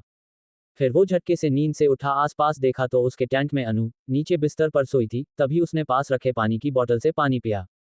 फिर वो पूरी रात यही सोचता रहा, अगर वो इमारत नेपटूर में होती तो अरुण ने जरूर पहले कभी उसे देखा होता, लेकिन अरुण ने उसे पहले कभी नहीं देख रखा था। लेकिन फिर वो ये भी सोच रहा था कि उस इमारत पर हमारी नीलधारा सेना का नील क्यों लिखा था। इतना तो वो दावे से कह सकता था, अगर उसकी माँ की मौत का राज इस इमारत से जुड़ा है तो नीलधारा सेना का भी इस इमारत से जरूर कोई ना कोई रिश्ता होगा। इतना सोचते सोचते सुबह हो गई और वो लोग आगे बढ़ गए। कुछ दूर चलकर अरुण ने अनु से पूछा, हम इस रेगिस्तान में आखिर आए क्यों हैं? यहाँ ऐसा क्या मिलेगा जो तुम मुझे यहाँ लेकर आए हो? अरुण ने गर्मी में चलते चलते परेशान होकर कहा। अनु ने कहा, चुपचाप मेरे पीछे चलते रहो, फिर तुम जब देखोगे कि मैं किस लिए यहाँ लाई हूँ। इसी तरह सफर करते करते उन लोगों को 20 से 25 दिन हो चुके थे। अरुण विक्रम चक्र के 3 सितारे और हासिल कर चुका था। उस कड़ी धूप में चलने से उसकी शक्तियां बढ़ने में बहुत मदद मिल रही थी और साथ ही साथ अनु के द्वारा बनाई हुई गोलियां जो विक्रम लेवल हासिल करने के बाद अरुण खा रहा था उनका असर भी लाजवाब था। दरअसल अरुण के विक्रम चक्र हासिल करने के बाद अनु ने उसके लिए रैंक 4 की रिकवरी गोली बनाना शुरू कर दिया था, जिसे खाकर वो झट से तरोताज़ा महसूस करता और वो रात रात भर भी ट्रेनिंग करता रहता।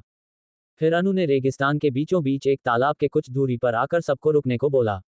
वो है तिलस्मी तालाब। इसमें इतनी शक्तियां हैं कि अगर कोई 0 लेवल का इंसान भी आकार इस तालाब में नहा ले तो उसकी शक्तियां कम से कम सूर्य चक्र पर पहुंच जाएंगी, लेकिन ऐसा करना उसके शरीर के लिए बिल्कुल अच्छा नहीं होगा। लेकिन अगर कोई ऐसा इंसान इस तालाब में नहा ले जिसकी ताकत विक्रम चक्र के ऊपर है और उसका शरीर काफी कमजोर है, तो वो काम से अद्वितीय चक्र या फिर उसके भी 5 सितारे तक हासिल कर सकता है। अनु ने अरुण को मुस्कुराते हुए बताया। अरुण ने खुशी से झूमते हुए अनु से पूछा, तो मतलब मैं तो इस तालाब में आसानी से नहा सकता हूँ, है ना? अनु ने चेहरे पर थोड़ी परेशानी आ गई और इस परेशानी को देखकर अरुण ने पूछा, क्या मैं इस तालाब में नहीं नहा सकता क्या? अनु ने थोड़ा हिचकिचाते हुए बोला, अरुण ऐसी कोई बात नहीं है। अगर तुम इस तालाब में नहीं नहा पाते तो मैं तुम्हें यहाँ लाती ही क्यों? लेकिन बात यह है कि जितना तुम समझ रहे हो इस तालाब के अंदर जाना उतना आसान नहीं है, ये बहुत ही जोखिम से भरा हुआ कदम होगा। अरुण ने ये बात सुनकर हैरानी अनु से पूछा, ऐसा क्या खतरा है इस तालाब में? इस तालाब की रक्षा दरअसल यक्ष करते हैं और वो थोड़े गुस्से वाले होते हैं। उन्हें बिल्कुल पसंद नहीं आता कि कोई आकर उन्हें परेशान करे। इसीलिए इस तालाब के इतने जादुई होने के बावजूद इस तालाब के आसपास कोई भटकता भी नहीं है और लोग इसे श्रापित तालाब भी कहते हैं। अनु ने अरुण को सावधान करते हुए कहा। लेकिन अनु, अब मैं उनका सामना कैसे करूंगा? अरुण ने थोड़ा घबराते हुए पूछा। ये तो मैं भी नहीं जानती, वरुण देव ने ही मुझे तुम्हें यहाँ लेकर आने को कहा था। और अब इससे आगे मुझे भी नहीं पता कि तुम यक्षों का सामना कैसे करोगे। अनु ने भी हिचकिचाते हुए बोला। अगर वरुण देव ने मुझ पर भरोसा किया है तो मैं ये चुनौती जरूर पार करूंगा, अरुण ने खुद का और बाकियों का हौसला बढ़ते हुए कहा। और इस नए जोश के साथ अरुण ने फैसला किया कि वो तालाब के अंदर जाएगा ही जाएगा। लेकिन वो तालाब झाड़ियों से घिरा हुआ था और उन झाड़ियों के अंदर झांक कर देखा भी नहीं जा सकता था। तो अब अरुण को हर बड़ी मुसीबत के लिए तैयार रहते हुए उस तालाब में जाना होगा। अरुण ने बाकी सभी को उसका वहीं इंतजार करने को बोला और खुद अंदर जाने के लिए आगे बढ़ा। जैसे ही अरुण उन झाड़ियों के पास पहुंचा उससे एक भरी आवाज सुनाई दी, तुम जो कोई भी हो वहीं रुक जाओ। अरुण बड़े ही विनम्र स्वभाव से प्रार्थना करते हुए बोला, हे यक्ष देव, आपको प्रणाम। मैं यहाँ आपको परेशान करने या फिर किसी बुरी मंशा से यहाँ नहीं आया हूँ। मैं वरुण देव का पुत्र हूँ और उनकी आज्ञा प्राप्त करके ही मैं इस तालाब में नहाकर अपनी शक्तियाँ बढ़ाना चाहता हूँ। तुम कोई भी क्यों ना हो, लेकिन इस तालाब में हम किसी को बिना हमारी परीक्षा दिए नहाने नहीं देते। यक्ष देव ने ऊंचे स्वर में बोला, मैं आपकी परीक्षा देने के लिए तैयार हूं देव, आप मुझे बताइए कि आपको प्रदान करने के लिए मुझे क्या करना होगा। अरुण ने बड़े ही प्यार से लेकिन घबराए हुए स्वर में बोला, तुम्हें मेरे द्वारा मारे गए योद्धाओं में से एक को हराना होगा, और अगर हम ऐसा नहीं कर पाए तो तुम्हें भी उन योद्धाओं की तरह ही मेरी कैद में रहना होगा। यक्ष देव ने बोला। अरुण पहले तो थोड़ा घबराया लेकिन अब वो पीछे नहीं हट सकता था, इसलिए उसने हिम्मत करते हुए कहा, मुझे ये शर्त मंजूर है। अनु और बकियों को अब अरुण की फिक्र होने लगी थी, खासकर अनु को, क्योंकि वही उसे यहाँ लेकर आई थी और अब उसकी वजह से अरुण अब मुसीबत में फंस गया था। यक्ष देव ने एक विक्रम चक्र के 5 सितारे हासिल किए हुए योद्धा को अरुण से मुकाबला करने के लिए भेजा। अरुण पहले तो थोड़ा परेशान हुआ कि मैं कैसे इस योद्धा का सामना कर पाऊंगा, लेकिन फिर उसने अपनी हिम्मत बढ़े हुए खुद से कहा, अरुण तुम्हें ये करना ही होगा, अगर तुम्हें जल्द से जल्द ताकतवर होकर अपनी माँ की मौत का बदला लेना था तो मुझे इस योद्धा को हराना ही होगा। इतना कहकर अरुण ने अपनी तलवार बाहर निकाली और युद्ध के लिए तैयार हो गया। अरुण को युद्ध के लिए तैयार देखकर उस योद्धा ने, जिसने पीले रंग के कपड़े और सुनहरे रंग की ही तलवार उठाई हुई थी, उसने भी अरुण पर हमला करने का सोचा और अरुण की तरफ तेजी से भागा और अरुण पर उसने हमला करते हुए चिल्लाया, नीर सर्प तकनीक, जिससे एक 50 फीट का पानी का सांप अरुण की तरफ तेजी से बढ़ा। अब क्या होगा आगे? क्या अरुण कर पाएगा उस ताकतवर योद्धा का सामना, या फिर वो भी कैद हो जाएगा बाकी योद्धाओं की तरह यक्ष के बिछाए जाल में? जानने के लिए बने रहिए हमारे कहानी ए मिस्टीरियस वॉरियर के साथ। To be continued. Thanks for watching ours novel story. Please subscribe channel.